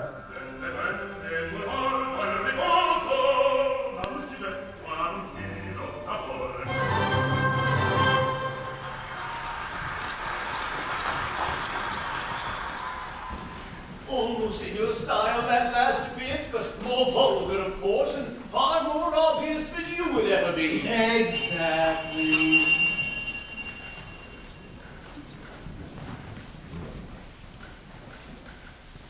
Trembling, I heard the second act, the restored third act, the astounding fourth.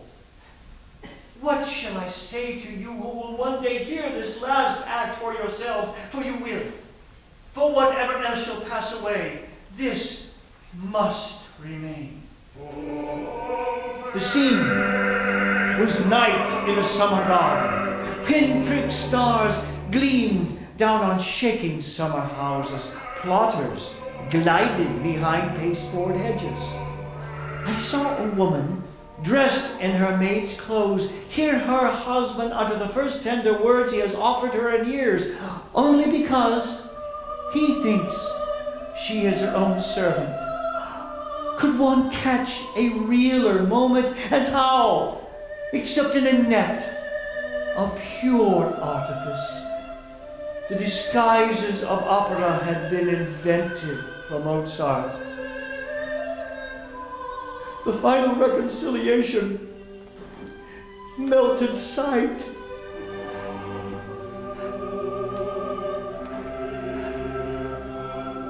Through my tears, I saw the Emperor yawn.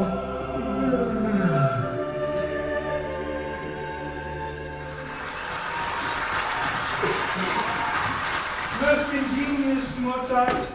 You are coming along nicely. I do think we must omit encores in future. It really makes things far too long. Make a note, Rosenberg. Yes, Majesty. Gentlemen, good night to you. Truck, attend me.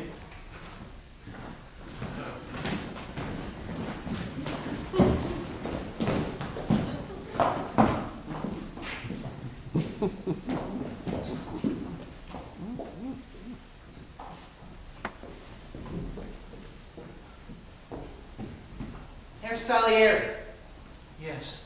what do you think? Do you think I'm coming along nicely? I think the piece is extraordinary. I think it is marvelous. I'll Yes. tell you what it is.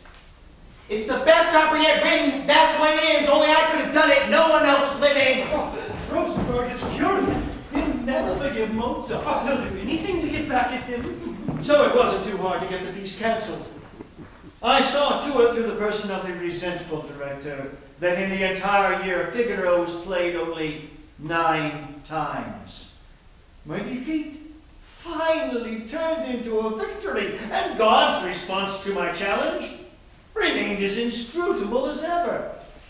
Was he taking any notice of me at all? Withdrawn. Absolutely no plans for its revival. I commiserate with you, my friend, but if the public does not like one's work, one must accept the fact gracefully. And certainly they didn't. It's too complicated. Too tiresome. All those weird harmonies. And never a good bang at the end of songs so you know it and clap. Obviously, I would not need to plot too hard against his operas in future. I must concentrate on the man. I decided to see him as much as possible, to learn everything I could of his weaknesses.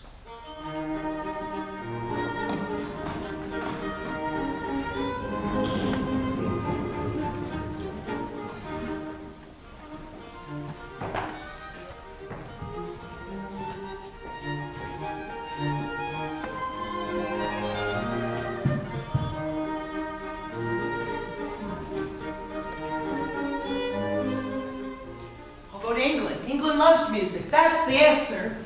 We were yet again in the library of the Baronage Statens.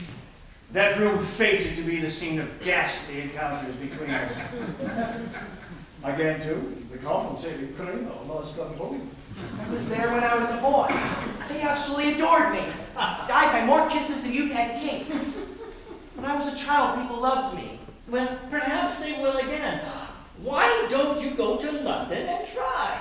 Because I have a wife and child and no money. I wrote to Papa to take the boy off my hands a few months, and he refused. He's a bitter man, of course. After he finished showing me off around Europe, he never went anywhere himself. He just stayed up in Salzburg, kissing the ring of that farts bishop and lecturing me. The real thing is, you see, he's jealous. Under everything, he's jealous of me. He'll never forgive me for being cleverer than he is. I'll tell you the secret. Leopold Mozart is a jealous, dried-up old turd, and I detest him. Leopold Mozart! Leopold Mozart! Leopold Mozart is dead! Don't despair. Death is inevitable, my friend. How will I go now? What do you mean? In the world? How will I go? There's no one else who understands the wickedness around. He looked after me all my life, and I betrayed him. No. I talked against him. No. I married where he begged me not. I left him alone. I danced, I played billiards, I fooled about, and he just sat by himself night after night in an empty house with no woman to care for him. We used to sing this kissing song at bedtime. His own silly words. Orania ficata fa, marina camina fa. Then kiss, kiss, kiss. No one kissed him after I left. Ever again. Wolfgang. My dear Wolfgang, don't accuse yourself. Lean upon me if you care to. Lean upon me. Papa. So goes the ghost father in his next opera, Don Giovanni. A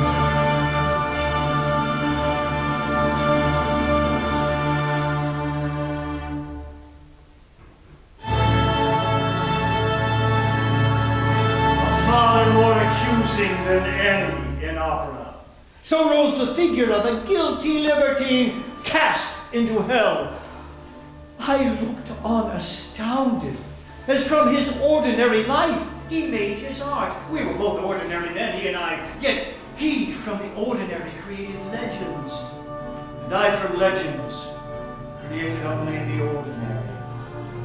Could I not have stopped my war, shown him some pity? Of course, my friends, at any time, if he above had shown me one drop of it.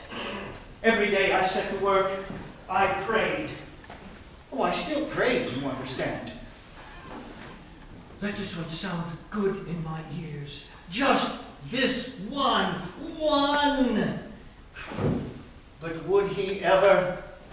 I heard my music calm in convention. Not one breath of spirit to lift it off the shallows. And I heard his, month after month, the spirit singing through it, unstoppable to my ears alone. I heard his comedy of the seduction of two sisters, così fan tutte, thus do all women.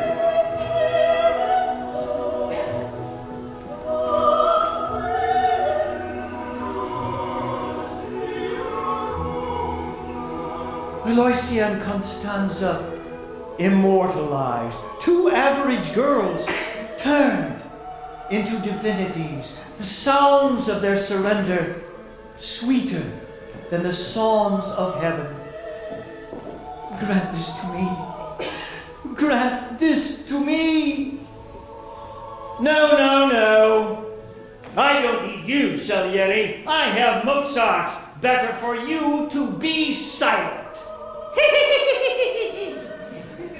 The creature's gleeful snigger was the laughter of God. I had to end it. But how? Destitution.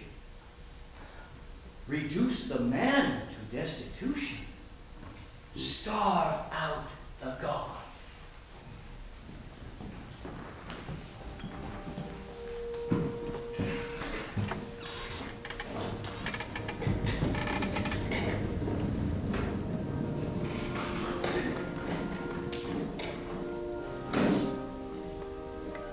How do you fare today? Badly. I have no money, no prospect of any. It would not be too hard, surely. We must find him a post. One danger, the Emperor.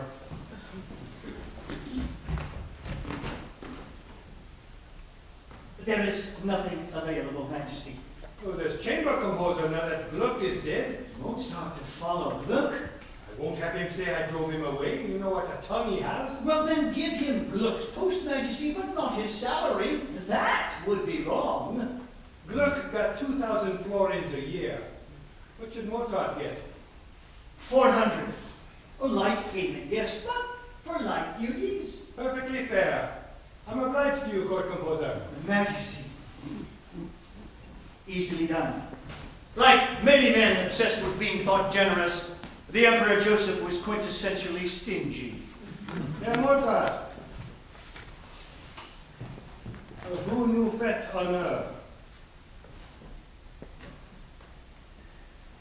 Damned insult. Not enough to keep a mouse and cheese for a week. Regarded as a token, Codoher. When I was young, they gave me snuff boxes. Now it's tokens for what? Pom-pom for fireworks, twang-twang for contra dances. I'm sorry it's made you angry.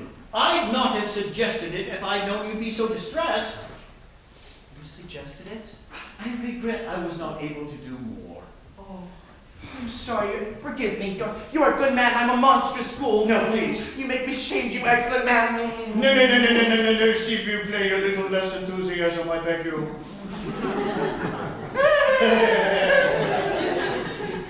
I shall see you again soon. Of course. Oh, why not visit me? I will, I promise. Bene, Bene. my friend. My new friend. And now, if ever was the moment for God to crush me, I waited. And do you know what happened? I had just ruined Mozart's career at court. God rewarded me by granting my dearest wish. Kapellmeister Bono! Kapellmeister Bono. Kapellmeister Bono is dead! You are appointed by royal decree to fill his place. First royal and imperial Kapellmeister to our court. Bravo! Evviva Salieri! Well done, Salieri. Dear Salieri, there it is.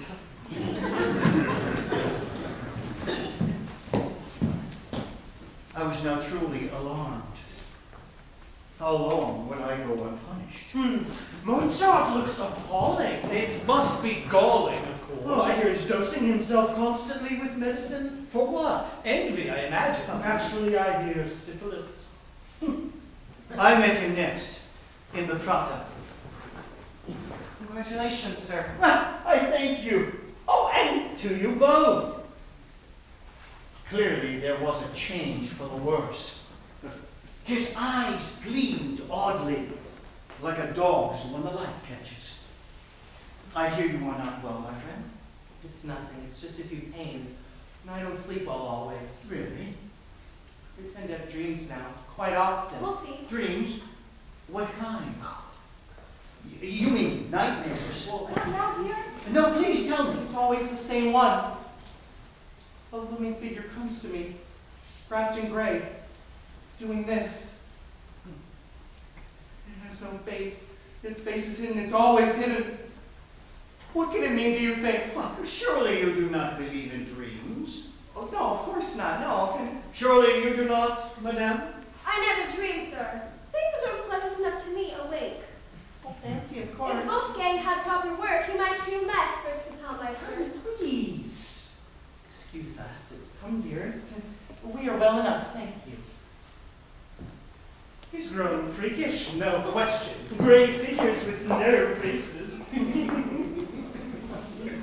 His circumstances make him anxious, I fancy. They've moved house again to the Rauensteingasse, number 970. They must be desperate. It's a real slum. Does he earn money at all, apart from his post? Nothing whatever. I hear he's starting to beg. They say he's written letters to 20 brother Masons.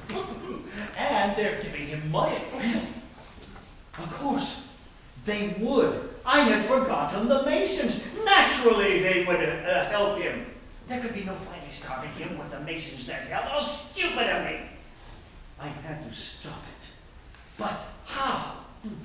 Lord Fugue is most displeased with him. Is he? This is not good, brother. The lodge was not created for you to bet from. What else can I do? Give concerts as you used to do. And no subscribers left, Baron, and no longer fashionable. Well, I'm not surprised. You write tasteless comedies which give offense. I warned you often enough. You did, I admit it. I shall send you some fugues of Bach tomorrow. You can arrange those for my Sunday concert. You should have a small fee. Thank you, Baron. I cannot live by arranging Bach. A generous fellow. All the same, I'll have to do it. If you return the lodge against me, I'd be finished. My brother Masons virtually keep me now. Wolfgang, I know it's embarrassing, of course, but you must allow me to relieve you also. No, If it is the duty of a Mason to help, how much more of not a another friend? word. I would never take money from you. That friendship is worth all the gold to me. Please, no more of that. You overwhelm me. I'll manage, you'll see. Things are looking up already. I've had a marvelous proposal from Schickinator. He's a new member of this lodge. Schickinator, the actor.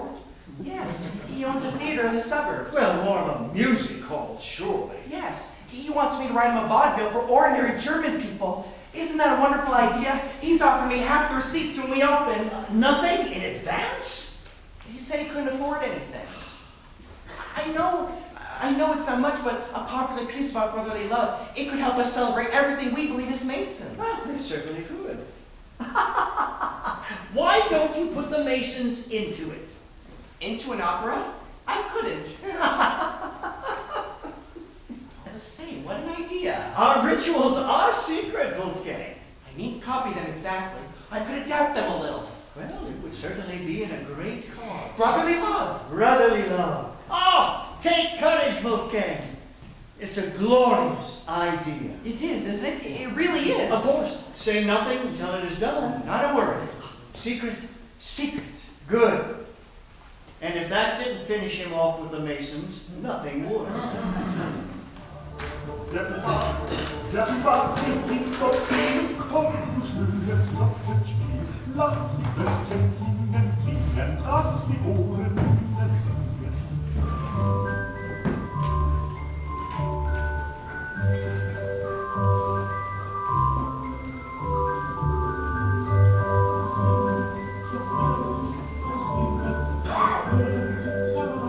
Mozart is delighted with himself. He's writing a secret opera. And won't tell anyone its theme. It's really too tiresome. He told me. He told me everything.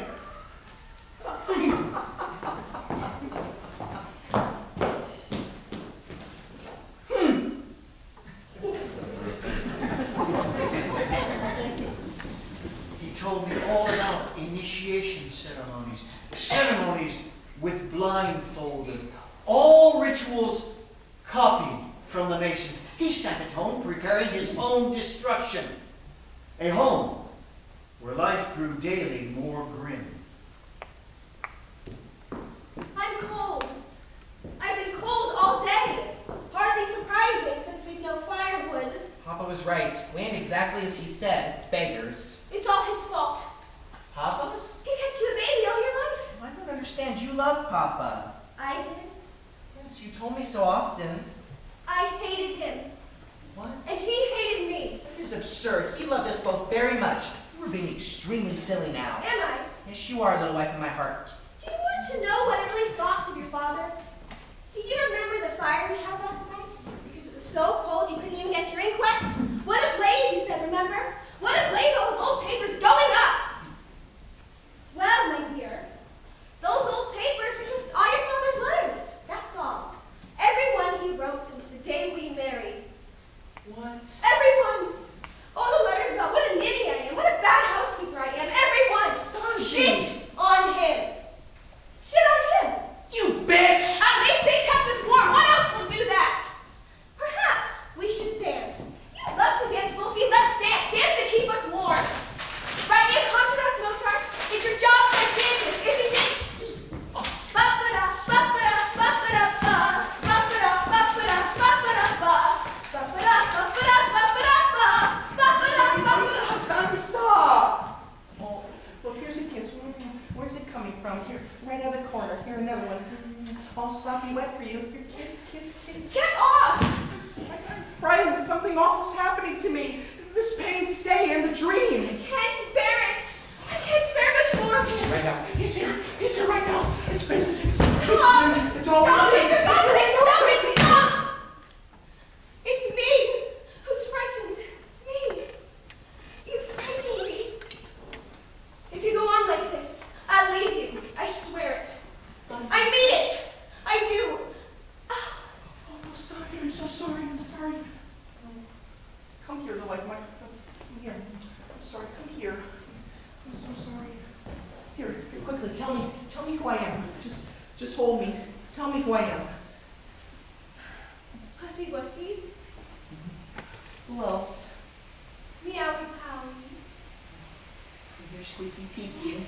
Marini Beanie Genie. Poopy poopy. Poopy Peaky.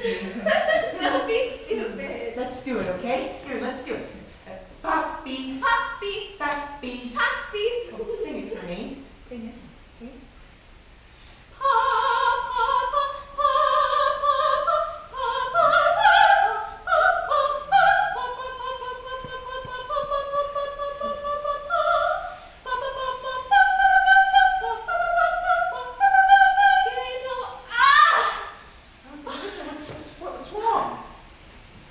suddenly she was delivered. A boy. Poor little imp, to be born to that couple in that room with that money, and the father of baby himself. And now I hear something more has happened, even stranger. She's gone! What do you mean? It's not that she's gone away. She's gone to the spa. She's taken the baby. It'll cost us the last amount of money we have. But why? She's trying to go. It's my fault. She thinks I'm mad. I am. I think maybe I am. Okay. I am. This morning I saw a figure, much like the one in my dream, but clear and not misty. And this time I was awake, in my room in broad daylight. It spoke. It was terrible. Wolfgang, calm yourself. Just tell me what happened. I was seated at my table working, and there came knocks at the door.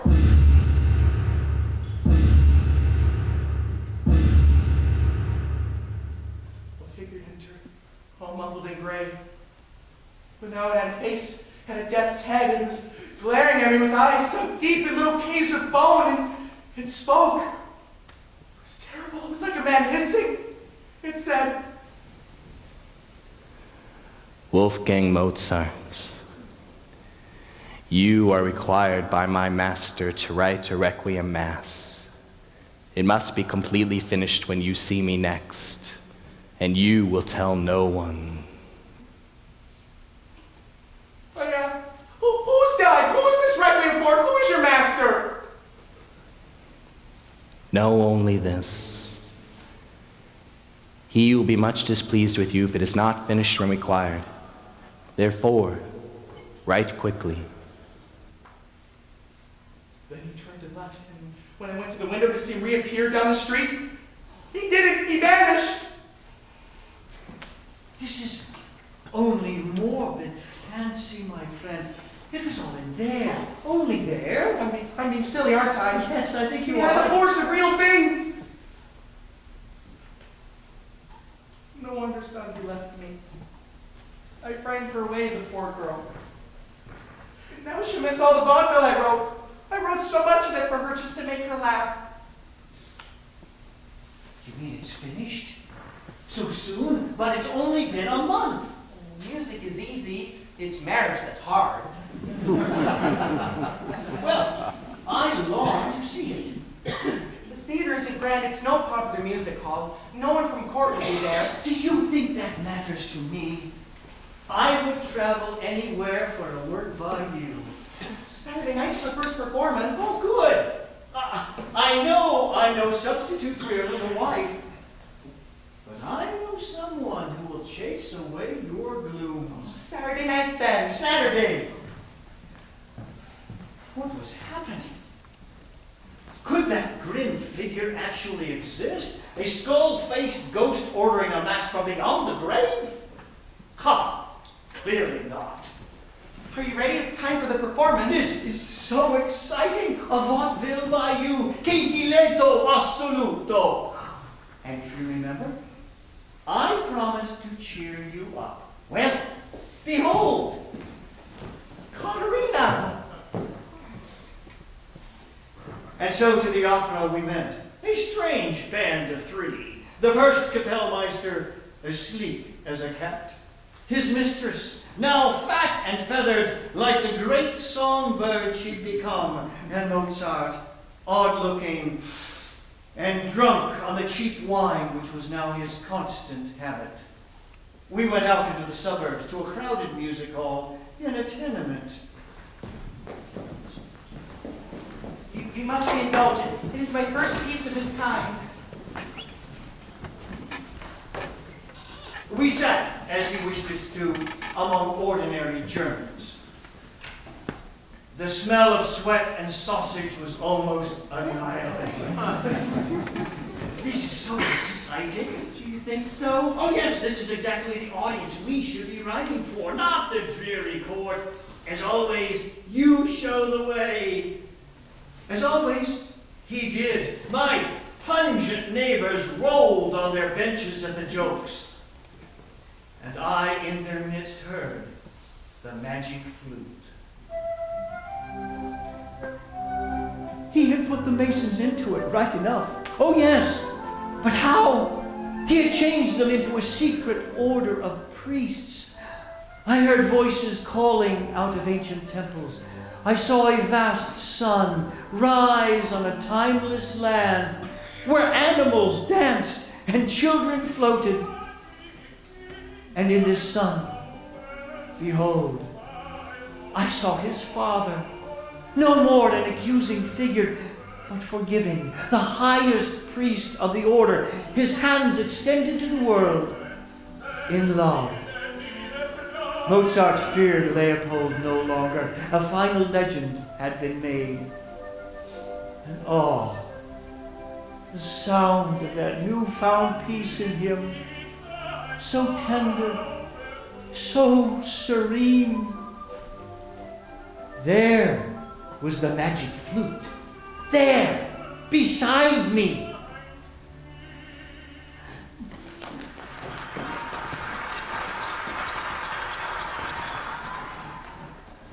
How is this possible? After everything I had done to him, was this his response to all my injuries, these priceless sighs of exaltation? Wolfgang! Mozart!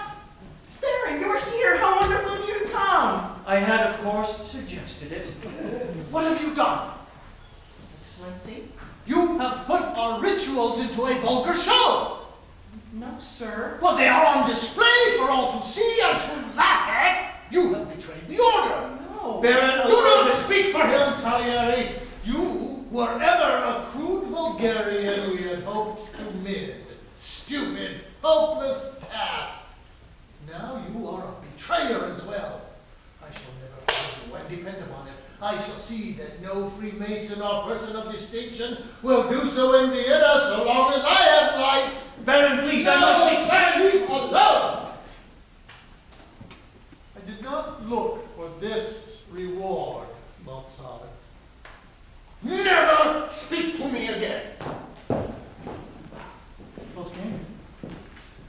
Wolfgang, all is not lost.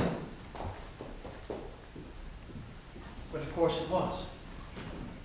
Now he was ruined, broken and shunned by all men of influence, and for good measure. He did not even get his half receipts from the opera. Chickinator pays him nothing. Chickinator cheats it. Gives him enough for liquor. Keeps all the rest. I couldn't have managed it better myself. And as for Mozart, Poor fellow. What about him? I have heard nothing from him in days. What is he doing? we don't know. He's become really odd, sir. Turned dreadfully strange. Stays in his apartment all day. Burns his candle all night. But appears over and over at his windows, Staring wildly down into the street. Twitching, trembling. like a man deeply disordered. Or one driven out of his mind. In fact, the rumor is... The rumor is, sir, What? Say it! our Wolfgang has lost his wits.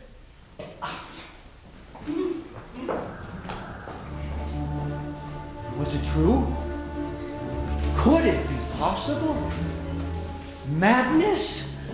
I had never thought of that. Him retreating into that terrible sanctuary. Yet there would lie my victory.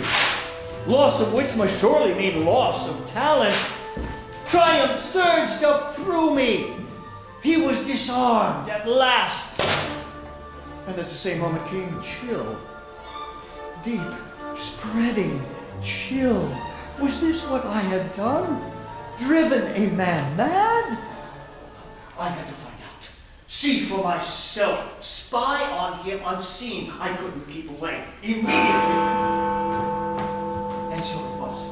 Incredibly late, one freezing night in November 1791, I found myself hurrying secretly across the empty city under a full clouded sky and hidden moon, seeking his lodgings where I had never been. No notion what I might find. Ah, there was my goal, that dingy alley, the Rabensteingasse.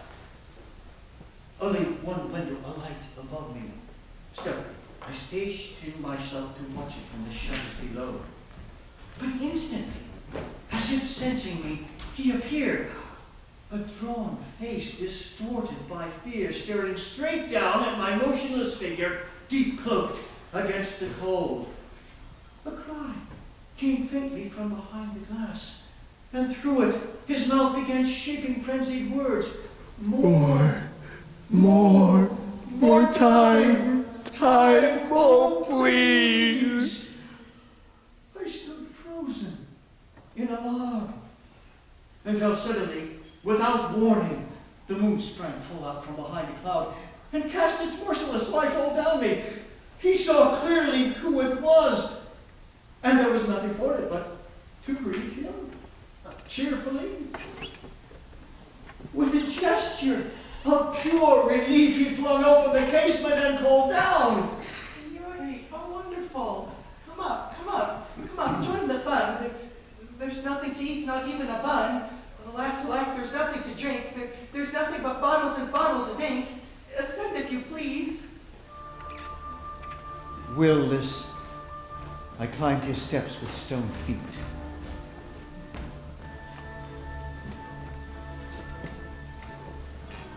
He was waiting at the top.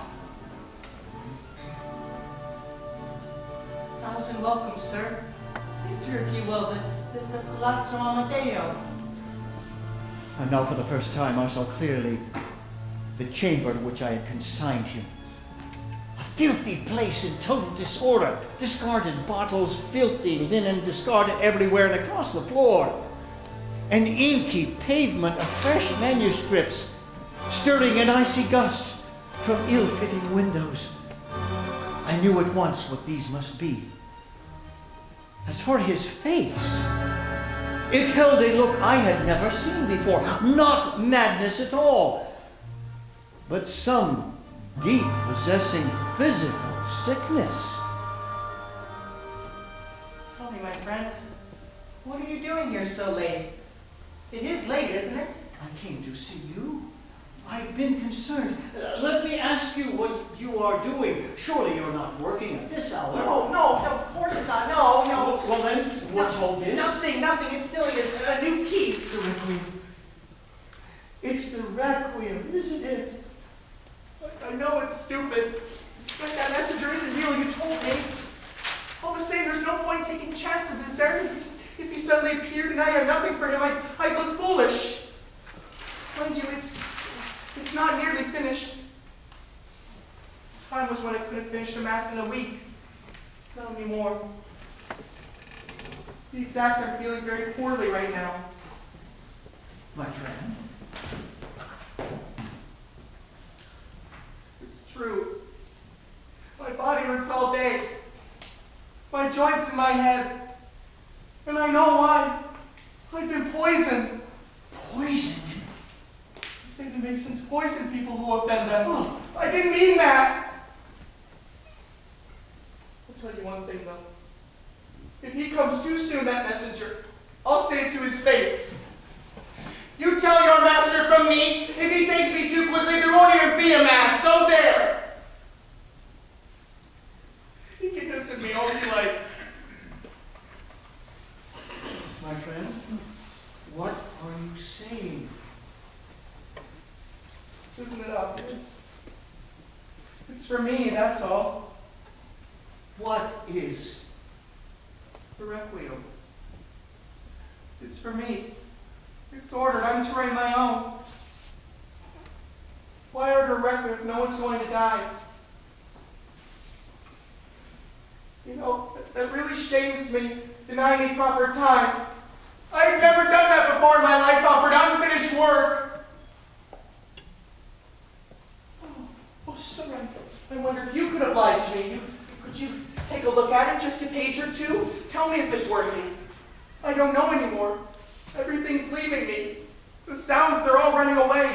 My hand is tired. It's written too much. I can't catch the notes anymore. Kyrie is finished. You only need read that. Kyrie the first, Simonelezon the second.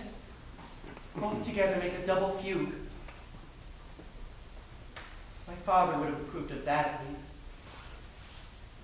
He'd say, only you, my boy. Only you could have done it, no one else. Please.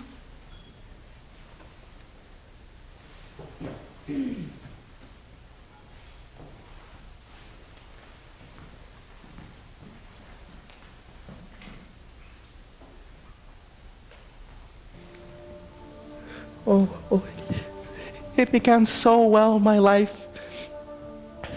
Once the world was so full and happy. All the journeys, all the carriages, all the rooms of smiles.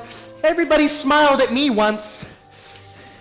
The king of Schönbrunn, the princess at Versailles, they personally lit my way to the keyboard.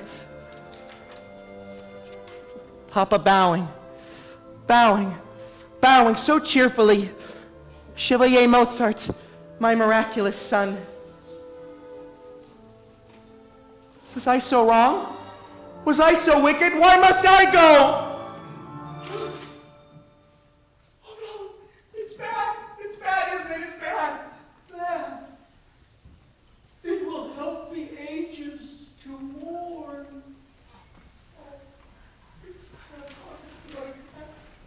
What could I say? In my shaking hands I held a terrible contradiction that only art can show.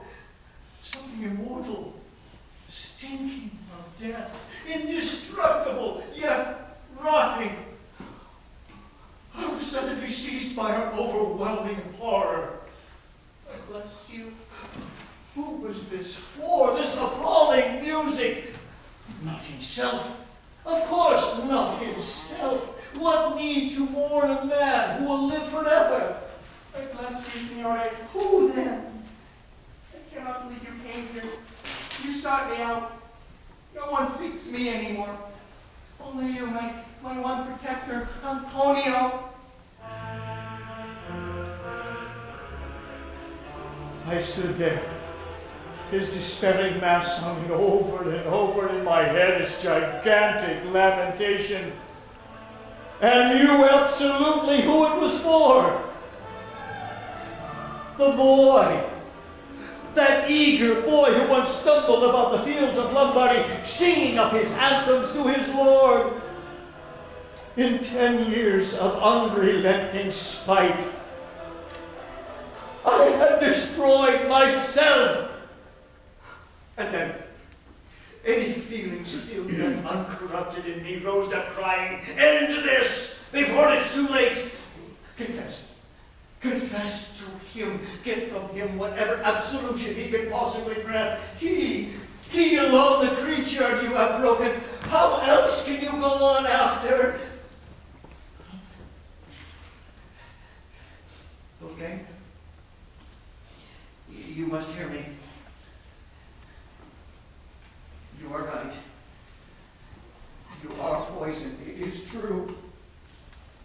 What do you mean? By me? No one else. We are both poisoned. Both. Together. I don't understand. Both with each other. Excuse me, sir. I'm stupid sometimes. You with me? Me with you. See. Tutte due. Tutte due. Tu con me, io con te. I eat what God gives me, dose after dose for all of life, his poison. Eccomi, Antonio Salieri, il tuo nemico, il tuo assassino, il tua morta. Bravo, bravissimo. Sir, are you perhaps a little tiddly? You had some before you came. I thought that might be so. Wolfgang, you must hear me now. Tiddly with the giddly. It's a cold night, a good performance. No, you have to listen. Understand what has been done to you. You being like this, it's stupid. Why did you come here? What do you want? Don't you know at all what I have endured from you? From the day you appeared, I have lived in hell. What I did to you was nothing to what you did to me. Listen, I don't know what you're saying. My God smiled and committed it. Whatever I did, you would fill the world. You left me with nothing. Oh, but no matter, you're not to blame. It's his will. I don't hate you. You're only an instrument. Please, it makes no sense. No, None. You're right. And now you're going. You're too weak to be used anymore. Worn through. Oh, and he does not care, Amadeus. God does not care. He cares nothing for whom he uses, nothing for whom he denies. We are equal, at least, in that. What you're frightening me? And be merciful, therefore. Show mercy, because we can. That's for us alone to do, us, not him. He can't. Grant me forgiveness, okay? You have to. You must. You must. No, no. No. Stupid, go. Look at him. No, no, no. Look at me. No. I'm begging now on my knees. Grant me absolution. La soluzione. La soluzione. Promise damages unnumbered. Slanders unnumbered. Foul thoughts unnumbered. Endless division, endless wrongs. Absolve my wicked soul. Dammi ti imploro. La soluzione.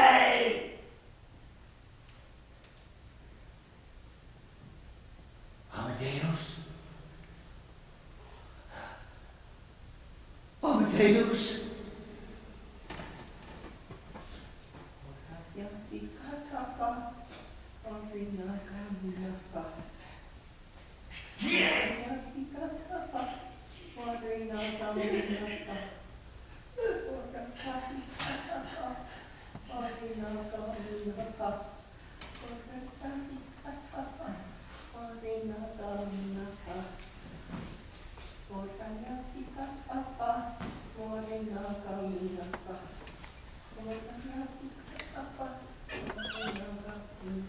Reduce the man. Reduce the God. Behold, my vow fulfilled. The profoundest voice in the world reduced to a nursery tune. So finally, I left. Refused. Unheard. Of course. Of course. Grazie. Per sempre. And never after could I confess to anyone until I summoned you tonight. My last. Wolfie, I'm back. Francie? Yes, my love. Little husband of my heart. Oh, I'm sorry, I'm sorry, I'm sorry. Come with me. Come on. There. Salieri's killed me. Yes, my love. Has he told me so? Yes, He I'm did. sure. He did. Hush now, lovey. I'm back to take care of you. I'm here now for always. Salieri. Oh, lovey. Be silent now. No one has hurt you. You'll get better soon. I promise. Dr. Closing says there's little hope. No point in seeing him at all. And especially as he cannot pay. They say he's still trying to finish that. But little wife won't let him anymore. Can you hear me? Try to hear me. Wolfie. Try to hear. If I've been a bore, if I've nagged a bit about money, it didn't mean anything. It's only because I'm spoiled. You spoiled me, lovey. You've got to get well, Wolfie, because we need you. Carl and baby Franz as well. There's only the three of us. We don't cost much. Just don't leave us. We wouldn't know what to do without you. And you wouldn't know much either up in heaven without us. You soppy thing, you can't even cut up your own meat without help. I'm not clever, lovey. It can't have been easy living with a goose, but I've looked after you. You must admit that. And I've given you fun too. Quite a lot, really. Are you listening? know one thing. It was the best day of my life when you married me. And as long as I live, I'll be the most honored woman in the world. Can you hear me?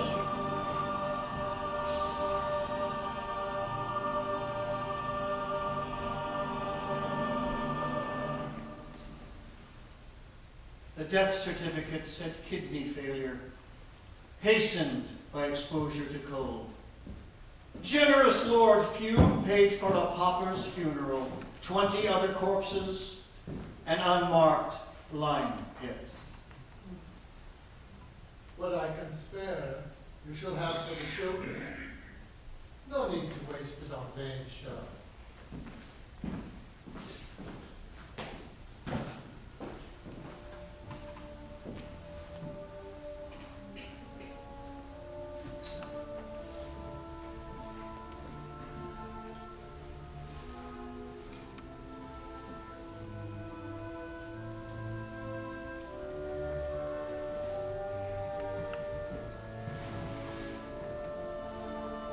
What did I feel?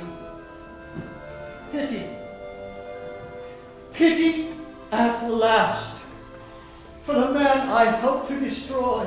I felt the pity my God can never feel. I weakened God's flute to thinness. God blew as he must, without cease. The flute split in the mouth of his insatiable need.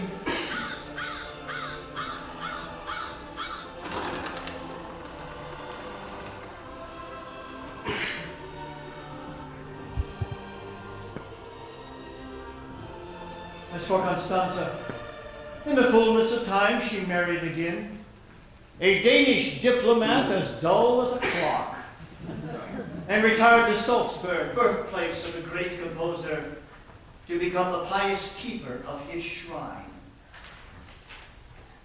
A sweeter tongued man never lived. In 10 years of blissful marriage, I never heard him utter a single coarse or conceited word.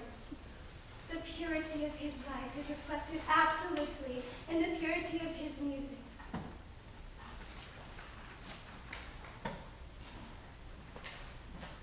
In selling the manuscripts, I charge for the ink.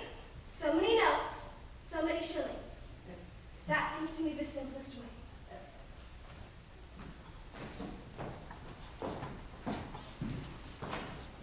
One amazing fact emerged concerning that mysterious messenger with the skeletal face and the sinister, raspy voice that came to commission the Requiem. Mozart had not imagined him. He was real. The man was the excessively bony servant of an eccentric nobleman who longed to write music and be praised for it. His wife had just died, and so he sent this servant in greatest secrecy to order a mass from Mozart. Incredibly, the nobleman's plan was to actually copy out the manuscript himself and pass it off as his own work. It seems there is nothing a man won't literally stoop to be thought a great composer. And so, I stayed on in the city of musicians, reverenced by all, on and on and on for 32 years. And slowly, I came to understand the nature of God's punishment. What had I asked for in that church as a boy? Was it not fame? Well, now I had it. I was to become, quite simply, the most famous musician in Europe. I was to be bricked up in fame, buried in fame, embalmed in fame. This was my sentence. I must endure 32 years of being called distinguished by people incapable of distinguishing. And finally, when my nose had been rubbed in fame to vomiting, receptions, awards, civic medals, and chains, suddenly his masterstroke. It would all be taken away from me. Every scrap. Mozart's music would sound everywhere. Mine, in no place on earth. I must survive to see myself become extinct. Nemico te nemici, Deo implacabile.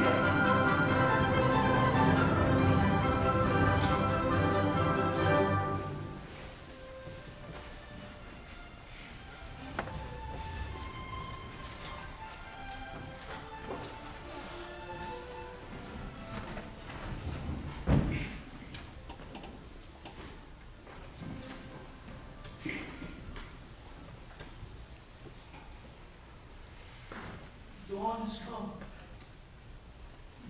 I must dismiss you. One moment's violence, and it is over. You see, I cannot accept this. To be sucked into oblivion, not even my name remembered. Oh no, I did not live on this earth to be his joke for eternity. I have one trick left me. See how he deals with this. All this week, I have been shouting out about murder. You heard me yourselves, do you remember? Pray it down, Mozart. Pardon your assassin, Mozart. Salieri. I did this intentionally. My servants carried the news into the streets. Salieri. The streets repeated it to one another. Salieri. Salieri. Now my name is on every tongue. Vienna, city of scandals, has a scandal worthy of it at last. Salieri. Assassin. Assassin. Salieri. Is it possible? Did he do it? Did he do it after all? Salieri. Well, now, my friends, they will know for sure. They will learn of my dreadful death. And they will believe the lie forever.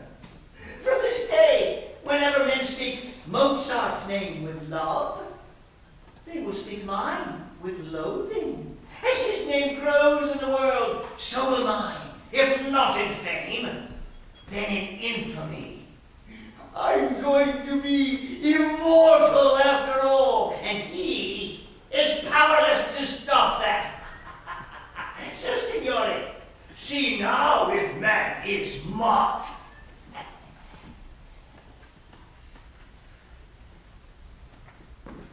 Amici cari,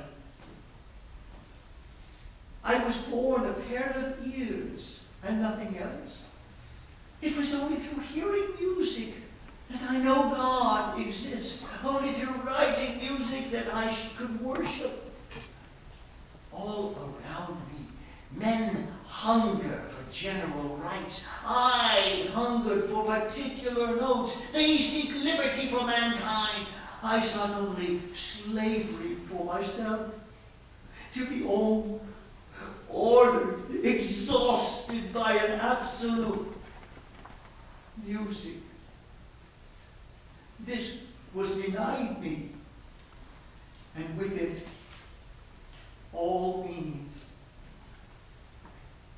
Now, I go to become a ghost myself. I will stand in the shadows when you come here to this earth in your turns. And when you feel the dreadful bite of your failures, and hear the taunting of unachievable, uncaring God, I will whisper my name to you. Antonio Salieri, patron saint of mediocrities.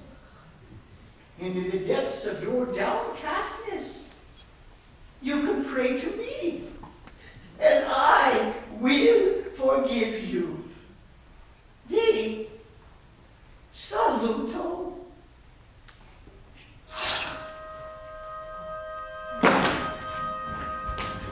No!